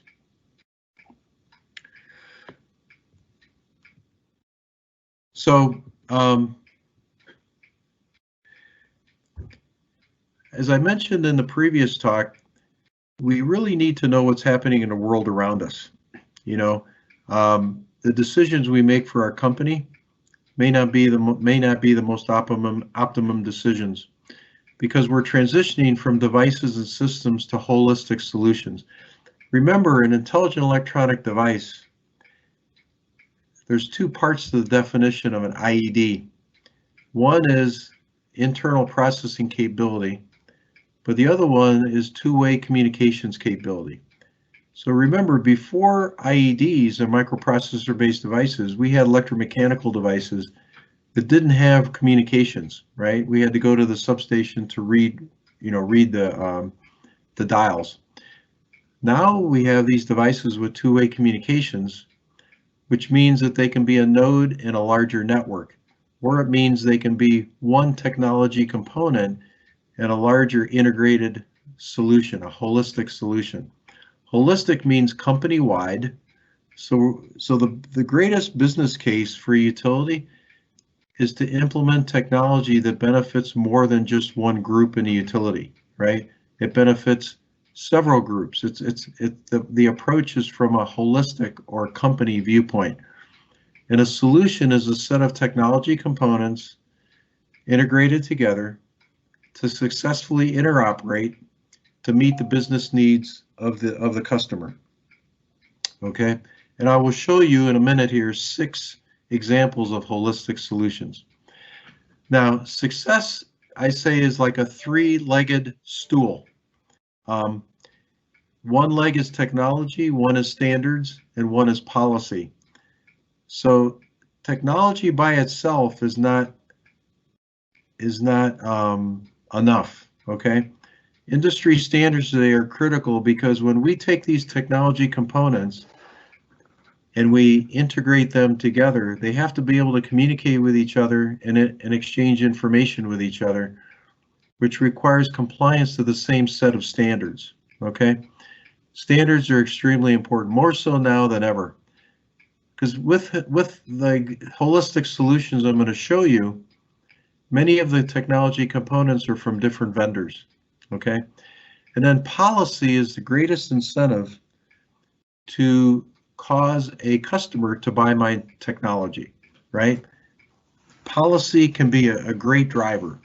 So I really need to shape policy. I need to understand it, but I also need to influence it. Now, as you know, we can put logic on the distribution part of the grid to be self-healing, right? We can detect the fault, locate the fault, isolate the fault, and do upstream and downstream restoration automatically so the grid can heal itself. That way we get the best reliability, right? And with SAIDI and SAIFI, if we're using SAIDI and SAIFI as the performance indices to measure reliability, or customer minutes interrupted or customer minutes lost, right? That's the best way we can help. Also, we're focused on resiliency, right? When we develop and design technology, we emphasize redundancy, and we emphasize reliability. But the real test of our designs is when the grid is stressed with like an extreme weather event. Then we see how resilient the grid was. So resiliency is how well it withstands stress, right? And there's been more extreme weather events around the world than ever before, and in the last 6 years. So this is really important, you know, designing for resiliency. And what's interesting is at GE, we surveyed thousands of utility customers in the US a couple of years ago. And we asked the question, one of the questions we asked was, how many of you would be willing to pay $10 or more extra per month on your electric utility bill if all the extra money went to making the grid more resilient? And 41% in the eastern half of the US said they would do that, and 34% on the western half of the US. That was much higher than we expected. And the reason the East is higher than the West is the East, that part of the US has experienced 3 times more outages than the West. So the value of resiliency is much more important to them. We're going to talk about big data a little bit later. Automation systems today all have cloud components. It's a very important part of the architecture today. Also, we're moving from using phone calls to communicate outage information to the utility to social media. For instance, my utility, Georgia Power, here in the state of Georgia, in Atlanta, I would prefer to interact with my utility with outage information with Twitter. I would prefer to send a tweet to Georgia Power, and they could bring up my customer record based on my Twitter handle, as opposed to my home phone number, okay? The old way of doing it, or the present way of doing it actually, is with home phone numbers and using the caller ID system in the US. Many people don't have home phone numbers anymore, like a landline phone. We just use our smartphones, okay? So we've shown, I wrote an article actually about 6-7 years ago that showed how we could intelligently parse the information in a tweet and extract the outage information and automatically put that in the outage management system, okay? And I advocated greater use of social media and showed how we could process tweet information from customers and not have a human in the loop and bring that into the OMS, the outage management system. And I want to talk more about, you know, it was a great question at the end of the last talk about IT, about data.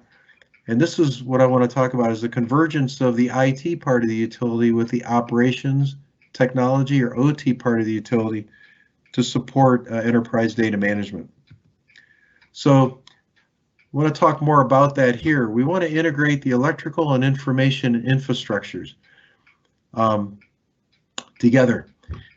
I've done a lot of projects as a consultant with utilities where we did not have IT and OT groups working together.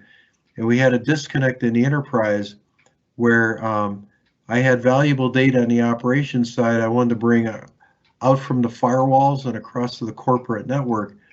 And I wasn't able to do that. We didn't have IT support of our project. I ended up building an enterprise data mart, or a data warehouse, on the operations side of the utility because I couldn't get IT support, okay? So it's very important. Now, you may ask the question, well, what if the IT and OT groups in the utility it's 2 different cultures, they're very different from each other, and they just don't want to work together? What do? It's not effective to mandate the 2 groups work together. So what we've done is we've suggested take a couple people from IT and give them temporary assignments at OT, and take a couple people from operations and give them temporary assignments at IT. Temporary, like 3-4 months, 5 months, and they meet people in the other groups. They get to understand the culture. they go back, and then new people do this temporary assignment, and you keep rotating more and more people doing it. And what you find is in time, these two groups start coming together. They understand each other better, they have friendships on the other side, close friendships, and they naturally come together. This is the goal of every utility. Now the one advantage really of the smart grid from the very beginning was much more focused on the distribution system. You know, the distribution part of the system really didn't have as much investment for many, many years as generation transmission. In fact, just to give you an example, in the United States, we have 52,000 distribution substations. Only 2/3 of those today have automation installed. In other words, only 2/3 are observable at the control center.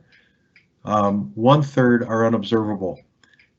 The other thing is, of the 2/3 with automation installed, about half of those, the automation devices, the IEDs, are being used in a standalone way, like an electromechanical device. We're not utilizing the two-way communications of those devices to take all this valuable information inside the device, figure out what has value to other groups in the utility, extract it, and communicate it to those other groups. So think of, you know, which means that utilities are spending thousands of dollars on these very sophisticated, very powerful devices. In all the projects I've done over many, many years, I would say on average, the utility is getting about 30% only of the potential benefits of their investment in intelligent electronic devices. It's there's so much capability that's just not being used today. So, you know, I've been working over 46 years now in adding intelligence to the grid. So the term smart grid to me was kind of funny at the time, because I said, wait a minute, many of us have been adding intelligence to the grid for many years. You know, this isn't something new. So I prefer smarter grid, you know, and the question is, what are we doing new as opposed to what we were doing previously? So I highlight here in gray what we were doing previously, and in light green, the new things we're doing in the last 10, 12 years, okay? For instance, voltage control is shaded halfway because we've been doing voltage control for decades because voltage is directly proportional to load. So it's a good way to manage the load. I lower voltage on the secondary system, I lower the load. But today we're integrating voltage control with reactive power control, integrated volt-var control to get more benefits.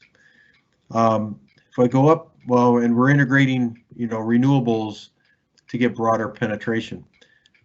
This is halfway shaded here with sensors. We've been adding sensors to the grid, but we have more specialized sensors today. For instance, this one I'm showing here, it was one I would add at a transformer. I bring the oil of the main tank of the transformer through that sensor, and I can detect dissolved gases in the oil, as well as temperature and pressure and other health information about the transformer. Okay, so we're adding a lot more specialized sensors. Distribution management, the concept of a separate SCADA system or a separate supervisory control and data acquisition system for distribution. You know, we have what we call a DMS, distribution management system, or you might hear ADMS, advanced distribution management system. Many of these are being installed today to manage the increasing complexity of the distribution grid. You know, we designed the distribution system initially for electricity flowing in one direction from source to load. This part here, distribution management system, we'll talk more about, okay? And then this is feeder automation downstream of the substations. We'll talk more about that, all right? I think it's important to differentiate the difference between what we've been doing for the last 20, 30 years and what we're doing new in the last 10, 12 years. Concept of a holistic solution. So the question is, for an electric utility, what technology components can I put together that would be a holistic solution, an integrated system that would have the strongest business cases for utilities? So these 6 have very strong business cases. Asset optimization, we started with transformers, and then we went to high voltage and medium voltage switchgear, okay? Going from reactive maintenance to predictive, right? What health information do I need from the asset? What analytics do I need? And how can I prevent a failure from occurring? Demand optimization, I can aggregate loads, and I can use aggregated load as a dispatch tool in the control center, okay? Inputting or installing smart metering and communications. Distribution optimization. A lot of work today on investing in a distribution system. In the US, we say that for every dollar we invest in distribution, we get $5 to $6 back. So the benefit cost ratio is very strong, 5 to 6 to 1. In transmission, a lot of investment today, particularly with phaser measurement units and synchrophasers, and how we can get more value from synchrophasers and wide area measurement systems. And lastly is the workforce. I know, not sure exactly in the UK what your situation is, but it's a great opportunity for young professionals today. For instance, in the US, in the next 5 years, 60% of the executives and 40% of the engineers will retire, okay, in the next 5 years.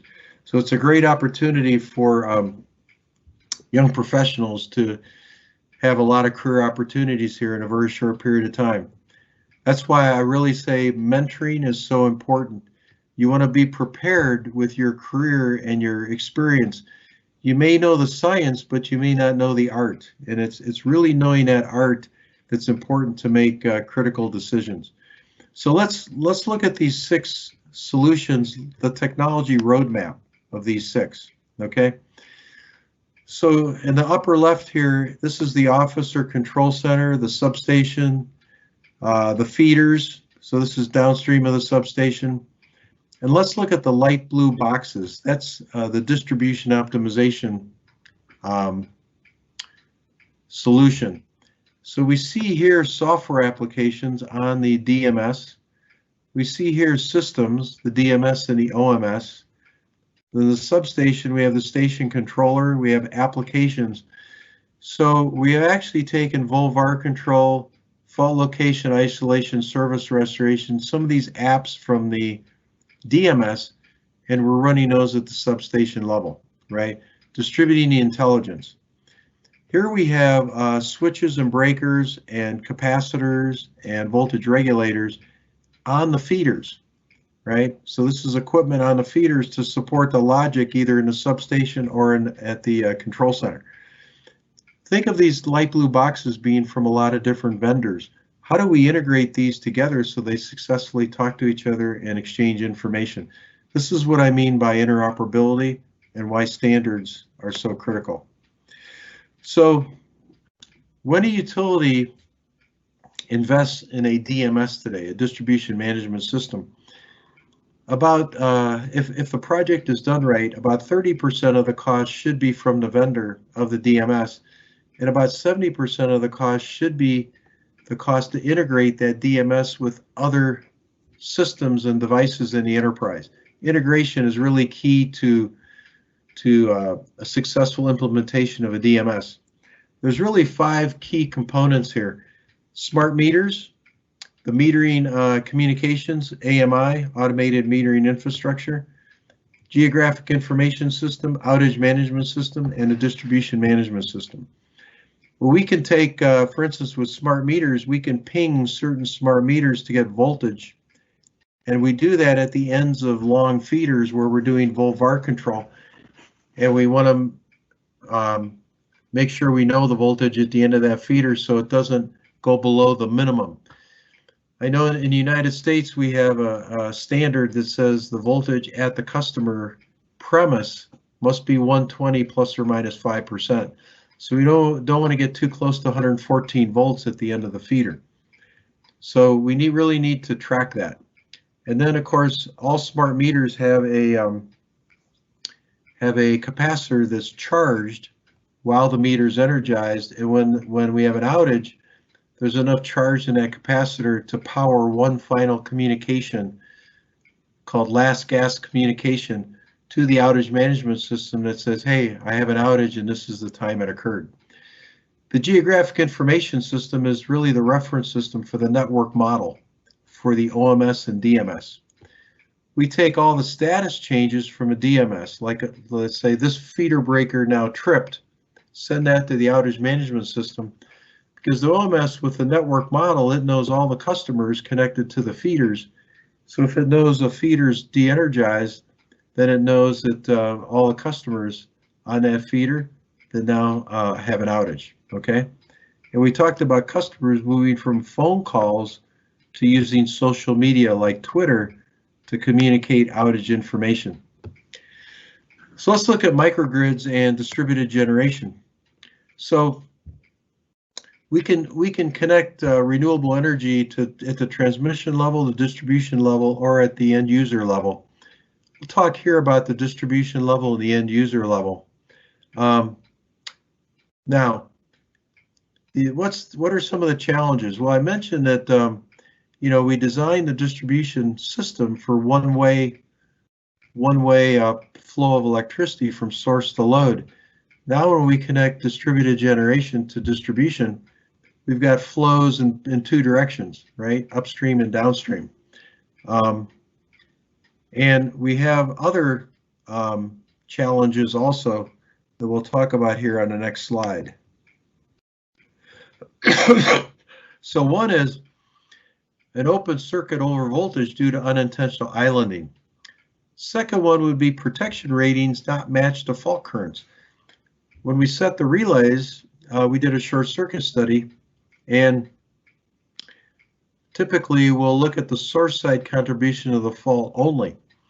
We may not have modeled the downstream renewable generation, or maybe when we did the short circuit study, we didn't have the penetration of downstream renewable energy that we have now. So there could be a significant source side contribution now due to a high penetration of distributed generation. But the other challenge here is that the fault currents due to the distributed generation vary, right? Because of the intermittency of the distributed generation. The sun's not always shining, the wind's not always blowing. So how do we determine the protection ratings when we have significant penetration of distributed generation and dealing with the intermittency? And we'll talk about the stress on voltage regulation equipment in a minute. This is an example of microgrid project with industrial and residential load. This is a rural village in Canada, actually in British Columbia, that it's not located near any electric utility infrastructure. So they have their own fuel cell, hydrogen fuel cells, their own PV panels for solar generation, low head hydro, and their base generation is diesel. And what they did was we helped them and took a microprocessor-based relay here, added logic to it to become a microgrid controller. And these blue boxes here are communications boxes that tie everything together. So, we want to satisfy the load on a continuous basis, but we also want to minimize the use of diesel generation and maximize the use of the distributed generation.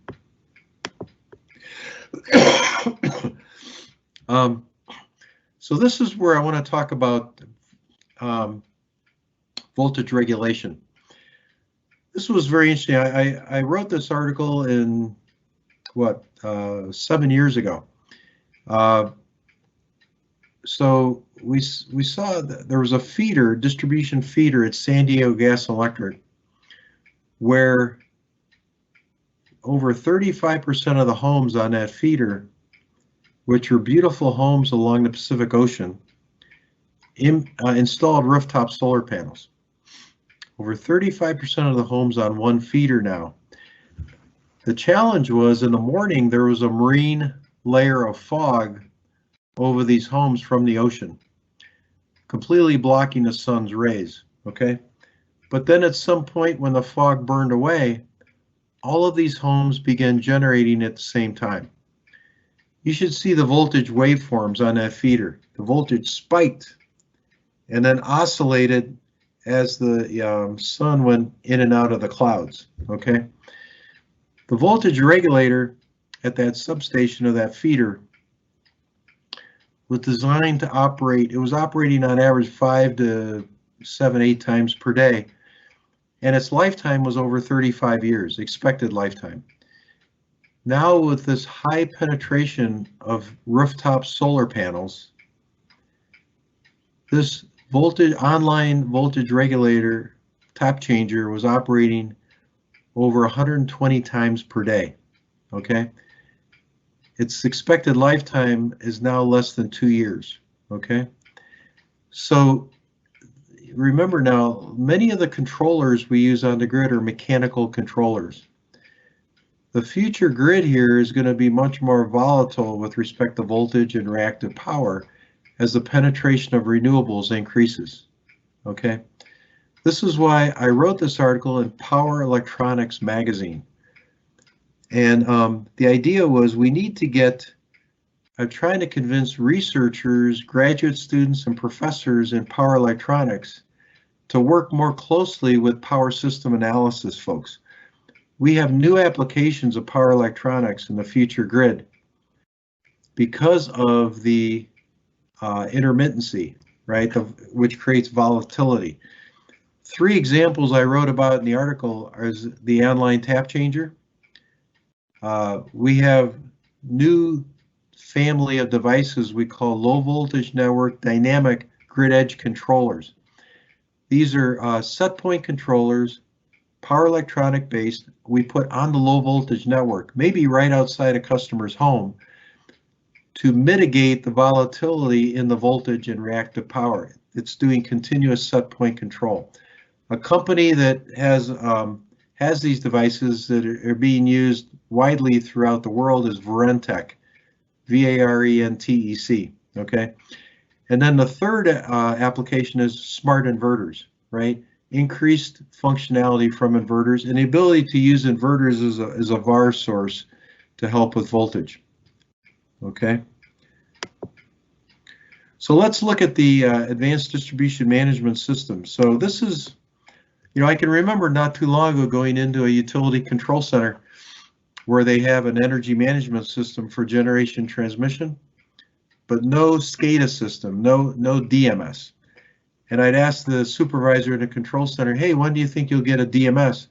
And they just laugh. Hey, John, my distribution system is so simple. It's radial, electricity flows in one direction. It's not complex. Why do I need a separate SCADA system for distribution? Well, when we start integrating renewable generation, renewable energy into the distribution system, and we get possible congestion, we get two-way electricity flow, safety issues. We can't, if I'm a field worker, I can't just go out to the field and to the feeder, and I can't just open the upstream device anymore and assume that I have a safe work situation, right? Not anymore.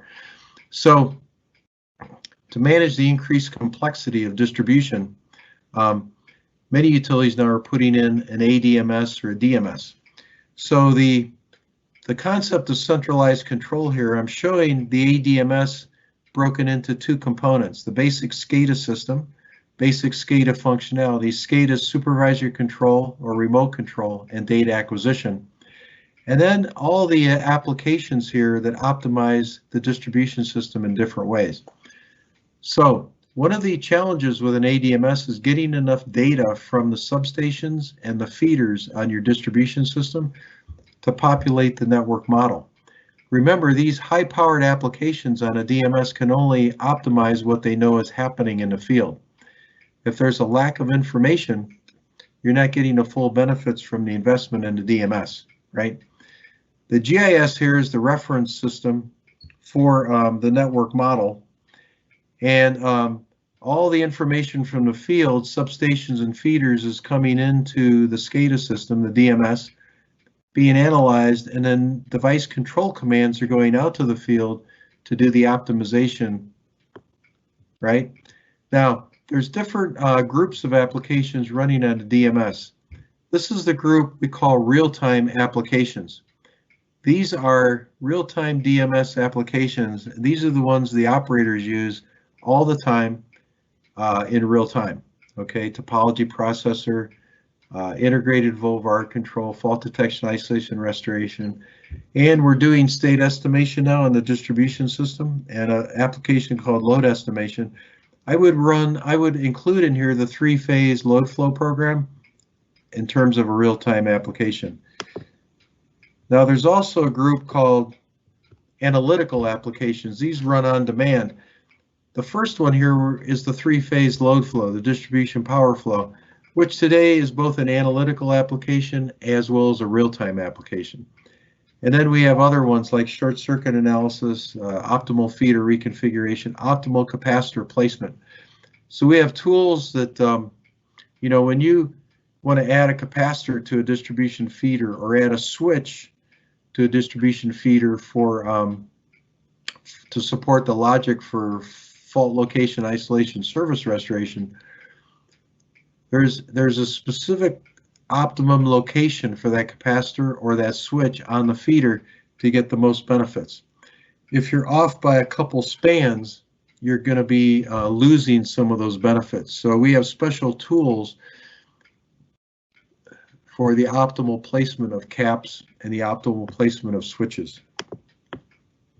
There's also other groups of applications here that the utility will want to run, and we call these ancillary applications on the DMS. Okay.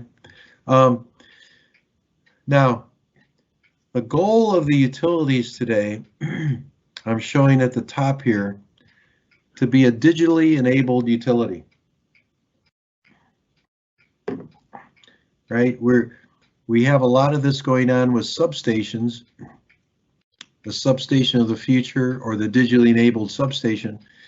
But really, we have some good case studies of utilities worldwide here that have increased the connectivity. They've increased the number of sensors. They're managing their data very well. They have new analytics to prepare them for like storms, called storm readiness application. Get the equipment and the resources optimally located around your service area, because you actually analyze the storm that's coming, and you've used special intelligence with your applications to forecast what the damage that storm is going to cause, the extent of the damage, where on your grid, what equipment may need to be replaced, and you have that replacement equipment and those service crews already mobilized and in the right locations. Okay, this is the fully digitally enabled utility. The thing is, you know, most utilities, you can't go from where you are today to this ultimate target in one step. So there's a roadmap, and this is an example of a roadmap with several steps. Here's a utility with manual control and legacy methods, and then they make an investment in remote control and monitoring with SCADA, trouble calls and smart meters and circuit reclosers with significant benefits, 28% lower customer minutes interrupted than the base level. They make another investment later that's automation and visualization. Here we have distribution automation that's power flow based, network visualization tools, and outage management prediction analysis. And now we're 43% lower customer minutes interrupted than the base level. And then we get into fully digitally enabled network optimization and utilization, asset performance management, outage analytics. And now we're much greater than 50% lower customer minutes interrupted. So, you know, you can't do it in one step. So two things. One is put a roadmap together. But secondly, every step of the roadmap should be providing significant benefits to the utility. Okay. Another applying the same concept of you know, look at things from a business point of view. I want to maximize or get the biggest bang for the buck with every dollar I spend, right? All the money I spend. So here's a large utility with 856 distribution circuits. And you know, you think, whoa, doing distribution automation, 856 circuits, that would be a lot of money. Question is, do I need to automate all 856? Let's study these circuits. And we find that only 23% of the circuits, which is 200 circuits, 200 out of 856, only 23% contribute 71% of all the outage minutes, right?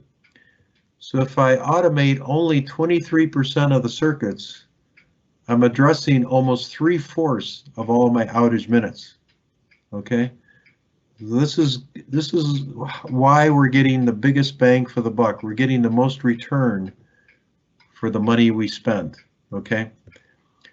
Now, another way to get more benefits is to really understand the different types of data. And I mentioned this earlier in the data sources that you put in the field. The type of data that we're most used to is operational data. This is the time series of data from the field that we send to the control center that the operators use to monitor and control the power system, right? Circuit breaker open, close, line current, bus voltages, transformer loading, alarms. These are points of data at a scan rate of the master station, okay? Now, why we've been focused on these for so many years is before we had microprocessor-based devices, right? We used electromechanical devices, but we used RTUs in the substations, remote terminal units.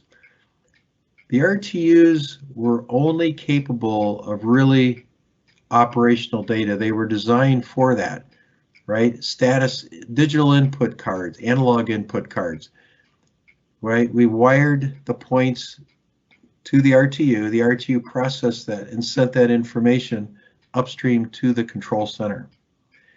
Now, in the late 80s, 90s, we started seeing microprocessor-based devices.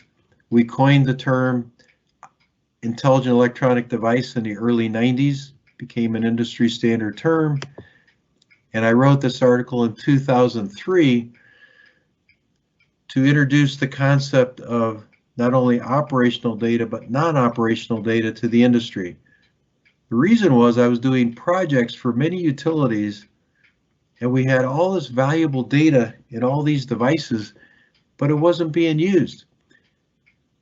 This is both points and files. And, you know, the operators are typically not really interested in this data, but other groups are.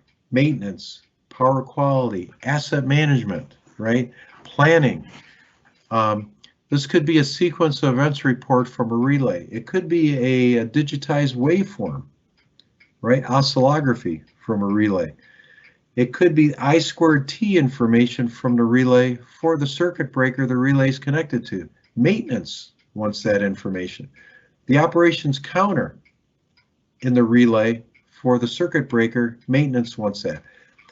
I can't tell you how many utilities I've worked with where protection has bought a relay, installed in the field, is connected to a circuit breaker, right? So when a fault occurs, the relay tells the breaker to isolate the fault, to open.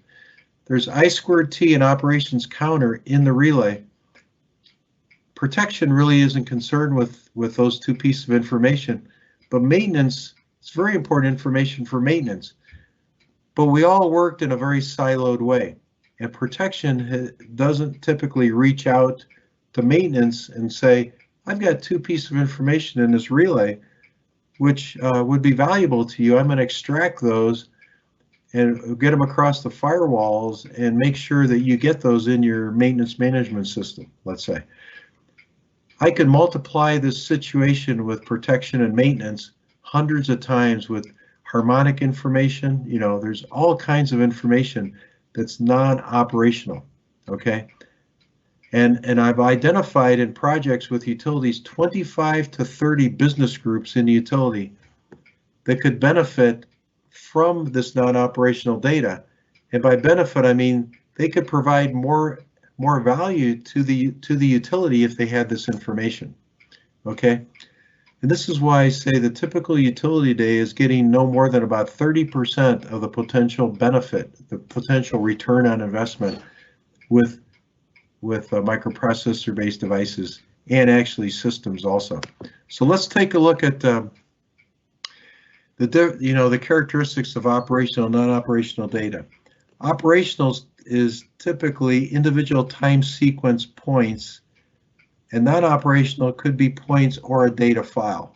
So we're taking intelligent machines and connecting those with big data and analytics, and people at work, no matter where the people are, right? It's very exciting with connectivity that we can connect people any place, any way, and any time for intelligent operation.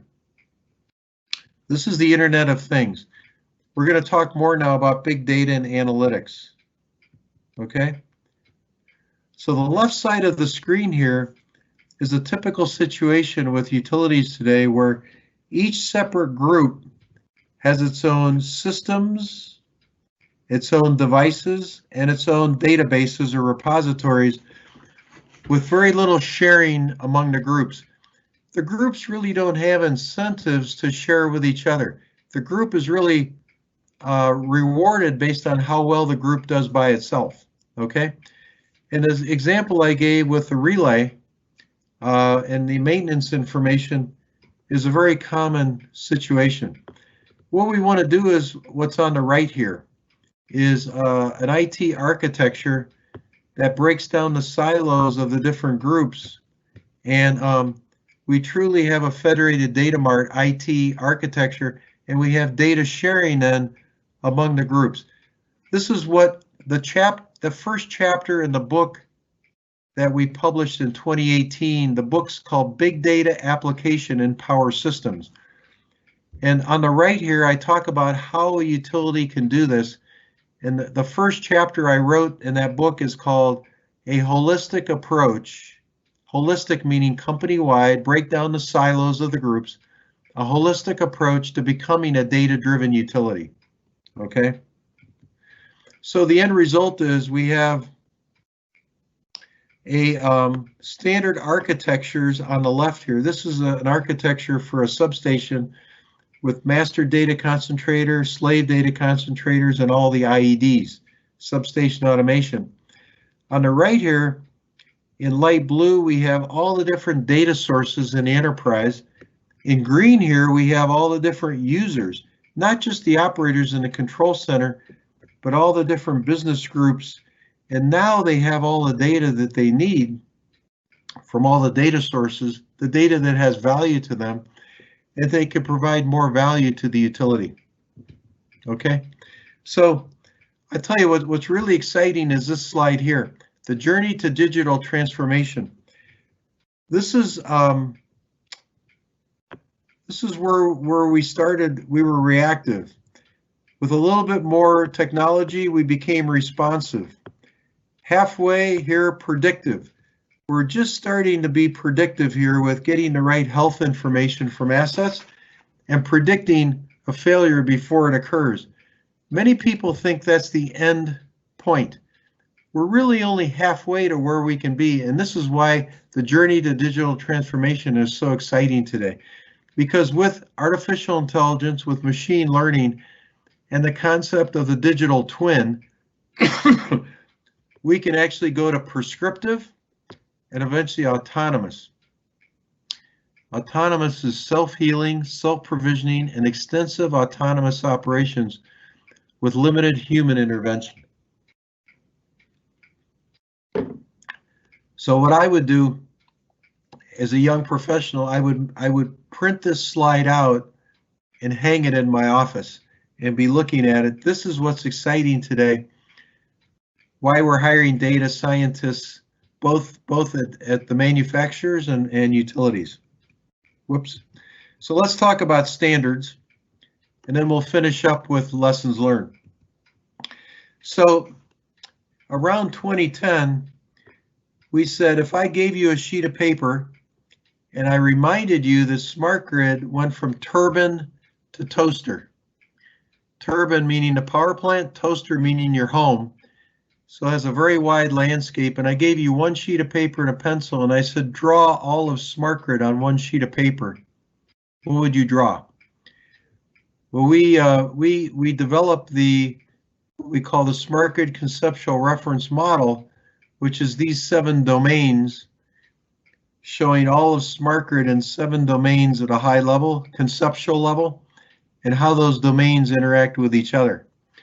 We actually harmonized this work with the European Union. At the time, the European Union had the Smart Grid Coordination Group, SG-CG, and I chaired the board for 5 years of the work in the US and worked closely with the leaders in Europe on harmonizing our conceptual reference models. But I think the most challenging thing we did, but has the most use to the industry, is this next slide. IEEE has over 100 standards that involve smart grid. IEC has 100 standards, different standards that involve smart grid. Nobody can go through hundreds of standards and figure out which ones apply to your project or your research or the product you're developing. We went through those hundreds of standards and we said these are the 16 standards that are foundational standards for smart grid. I call these the smart grid foundational standards. If you only concern yourself with these 16, you'll address generation, transmission, distribution, in-home customer automation, cybersecurity, synchrophasers.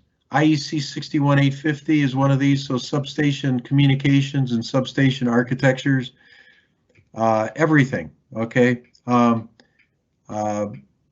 Just with these 16. So we made it a little easier for the industry to say, let's just look at these 16 and focus on these.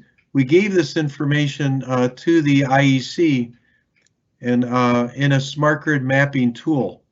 And on the IEC website, the Smart Grid Strategy Group of the IEC, we can map from a standard to the technology components and the architecture of smart grid, or we can map from the component to the standards that are involved with that component. Okay, this is all stuff we developed and gave to the industry, and the IEC embraced it, and it's on the IEC website. So I think what's important today is standards are a lot easier. We've converged. If we're talking control center to control center now, there's only one worldwide standard that everybody uses called ICCP. It's an IEC standard, Inter-Control Center Communications Protocol. From control center to field, it's either DNP3 for North American utilities or 870-5, right, for European suppliers. And in the field, it's either IEC 61850 or if we're in North America, DNP3. Okay, so there's only a couple choices worldwide. Used to be we had many choices in each country. Okay, so it's much easier today. Let me finish now with a couple slides on lessons learned, and then we can open it up for questions. Just have a couple slides here. One is an integrated solution here. We got to make sure we understand the difference between hype and reality. The maturity of an integrated solution is only as mature as its least mature component. A chain is only as strong as its weakest link, okay? So we really have to look at the maturity of each of the technology components from the different vendors. And we found in the early days of smart grid that component technology was not as mature as advertised when these components were combined to create a smart grid solution. And sometimes we had to field re-engineer or upgrade components to meet objectives and expectations. So really be careful that components are truly commercially have field experience that are truly commercially ready. Okay. Second is integration and interoperability. We learned the hard way about standards, how important standards were to bring these technology components together to be able to communicate and exchange information. Testing was very critical. We learned not only to test in the factory before we go to the field, but also end-to-end testing, right? We tested at the time when GE had smart metering, we tested the smart meter with a communications card and it worked fine. We get out in the field and now this meter has to talk upstream to the head-end system, the network management system, head-end communication system. We hadn't tested that in the factory, okay? So end-to-end testing, very critical. Coordinate multiple suppliers. Right? You're going to have technology components from different vendors coming into the utility. Managing the equipment shipments and delivery has been a challenge. I would say probably one of the biggest things we learned was this project management. The project manager must not only have the responsibility for the smart grid project, but have multidiscipline authority. These projects span different authorities or different groups in the utility. I don't know if you've ever felt like your boss gave you a task to do and you felt like they had the responsibility, but you didn't have the authority to be successful. There's a big difference between responsibility and authority. We found for these smart grid projects to be successful, the project manager must have multidiscipline authority. Very, very important. And the project management must be consistent across all the projects. There must be a program management office with project management guidelines and consistent, like with communication, status reporting, escalation. You know, if this problem has been reported and it hasn't been solved, it needs to escalate to the next level, risk management. But I would say one of the most important things we learned was we need to build an A team of our very best, not only technical people, but project managers. At GE, we could supply the best equipment to the utility. They could have the best engineering team in the world, but if they had a weak project manager, that project could be a disaster, it could be not successful. Project management is as critical as engineering and technical members. Both need to be top, okay? There'll be challenges to collectively solve, many in the field, and you need your very best project management people and technical people. Every utility should have a roadmap for smart grid, should have a strategic plan. And a corporate steering committee with the utility will make sure that all the projects that are being done at the utility align with the corporate roadmap. And typically this is a steering committee of key people in the utility across multiple disciplines that they vet or they evaluate each proposed project and make sure it's aligned. If it's not totally aligned, then they may fine-tune the scope of the project to be better aligned with the overall corporate strategy. And then one of the big things that was a big surprise to us at the beginning of smart grid was that the residential commercial customer is now a major stakeholder in smart grid. You know, for many years, there was really no engagement with customers. A meter was read, a bill was generated, and the customer paid the bill. There was no need to really engage with the customer. Now all of a sudden we're putting smart meters on customers' premises. And the early pioneering utilities that did that without customer engagement had a tremendous backlash, right? And learned the hard way that we really need to engage with customers. It's a major stakeholder now. So over 10 years ago in the US, we formed an industry group called the Smart Grid Consumer Collaborative. And we take all the research or all the dues money from over 160 members, many utilities, and we focus on research and education of the end use customer only. You know, what's the value proposition of the end use customer? Because they're a major stakeholder. you know, people like myself, 46 years, most of our experience was upstream of the meter. We're grid people, grid experts. And all of a sudden, you know, with the beginning of smart grid, we need to learn about the end use customer.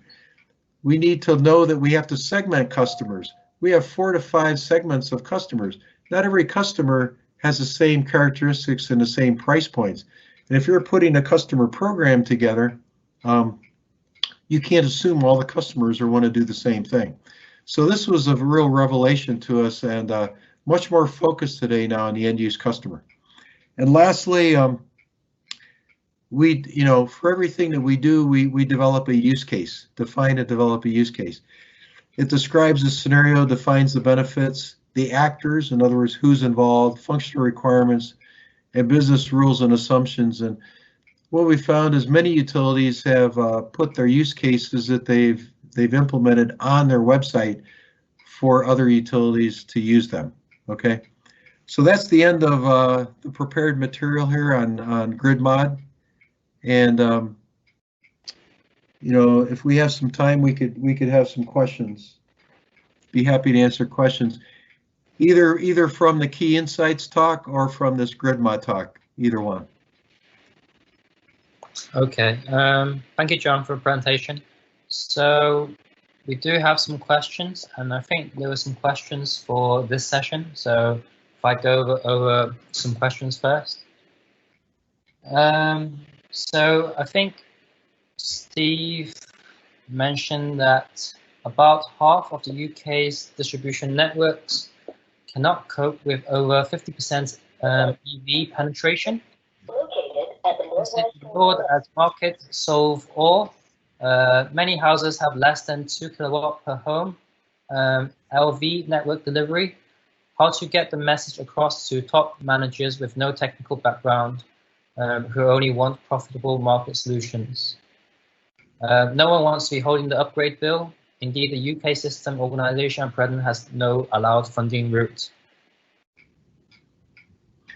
Zong, so I had some noise here that so I know it's at the customer level, the low voltage network. And what was the question again? Yeah. So UK's briefly, UK's distribution networks cannot cope with over 50% EV penetration. Okay. Yeah, and then many houses have less than 2 kilowatt per home LV network delivery.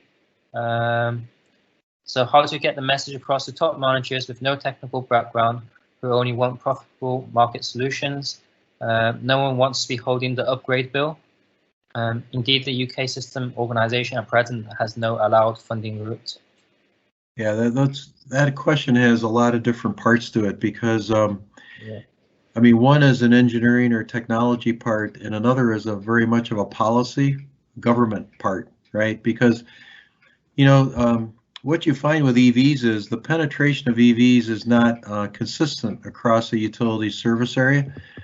You know, what you find is the more affluent areas, the more affluent subdivisions, or the more, you know, the affluent, higher income areas will have a higher penetration of EVs because these are folks that have more disposable income, can more readily afford an EV.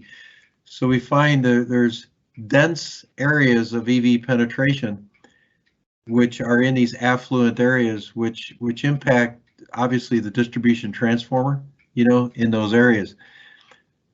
Then the question, it's a good question, is if the distribution system must be upgraded, right? New transformer, maybe lines, conductoring.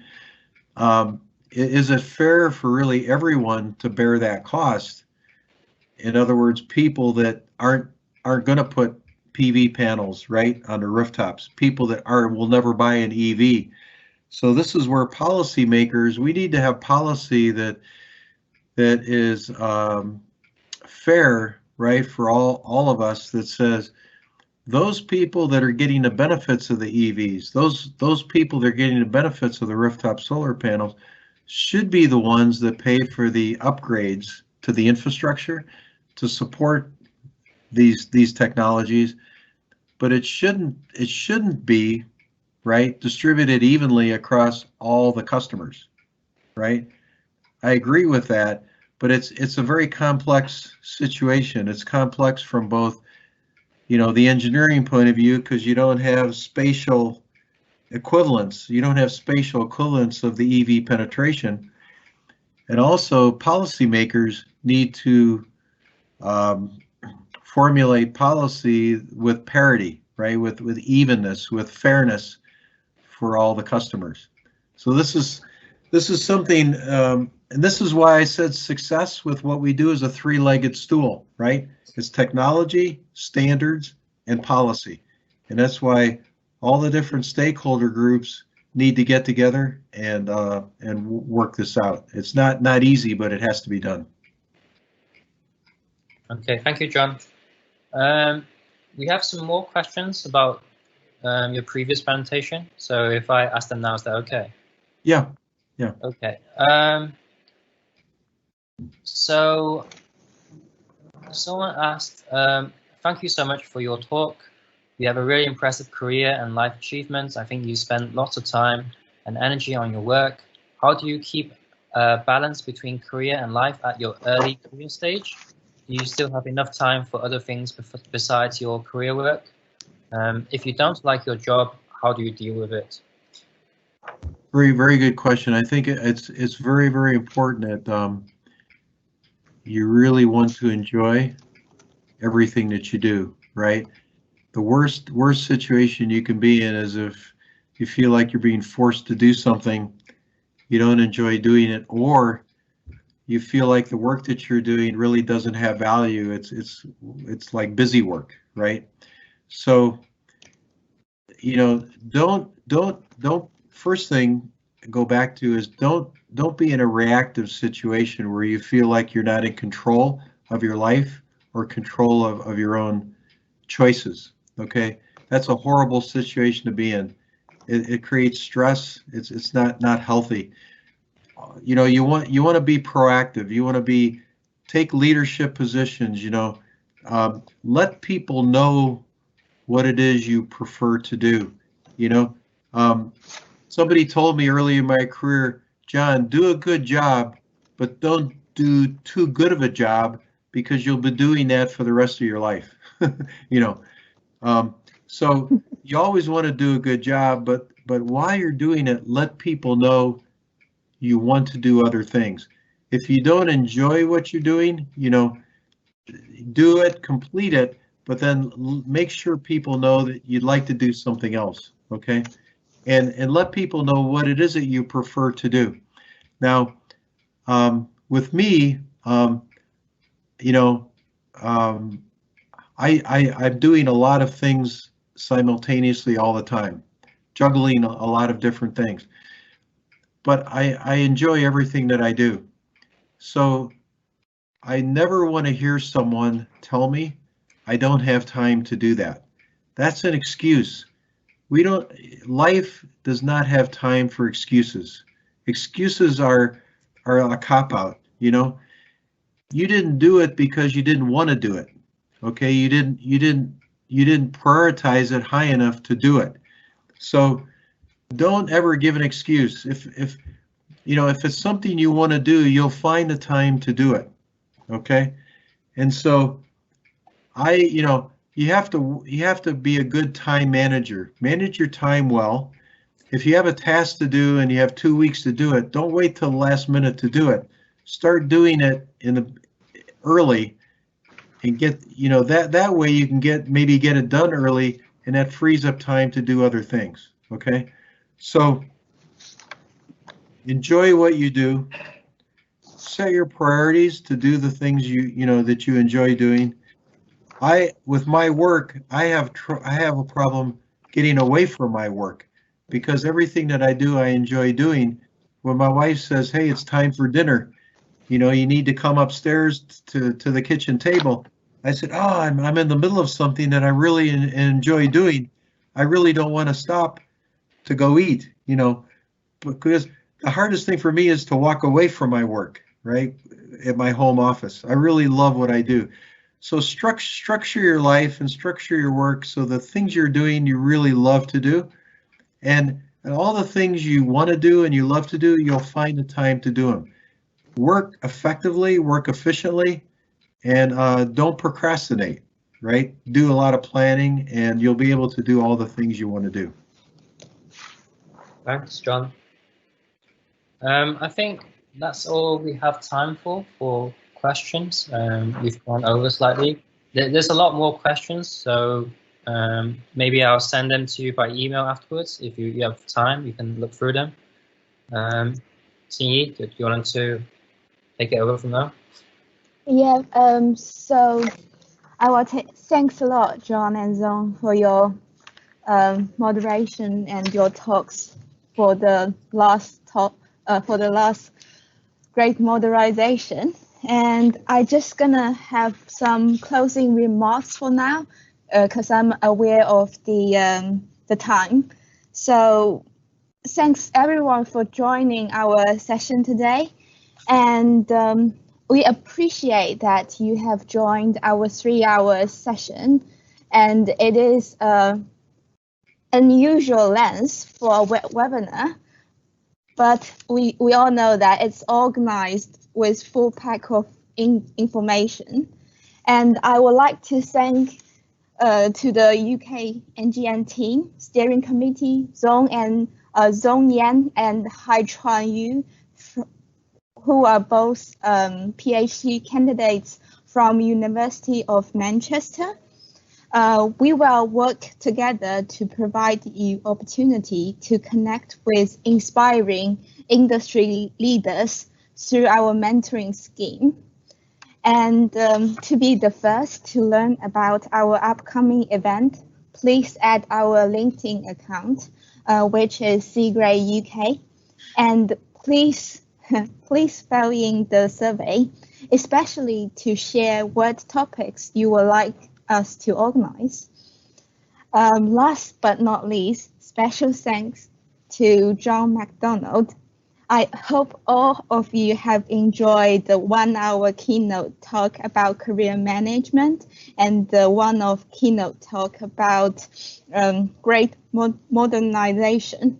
For me, it's been the most honest and open and informative talks I've heard from a well-respected industry guru. I'm particularly inspired by the historic approach to become a database utility. And so I'm just gonna turn this slides on and please print it out. Due to the time limit, we are not able to answer all the questions. We will provide you with answer with email and also provide the link to recording of the session and the slides. That's all. Thanks again for joining us today. We will see you next time. Thank you. Thanks, everyone. Bye. Thank you. Thanks.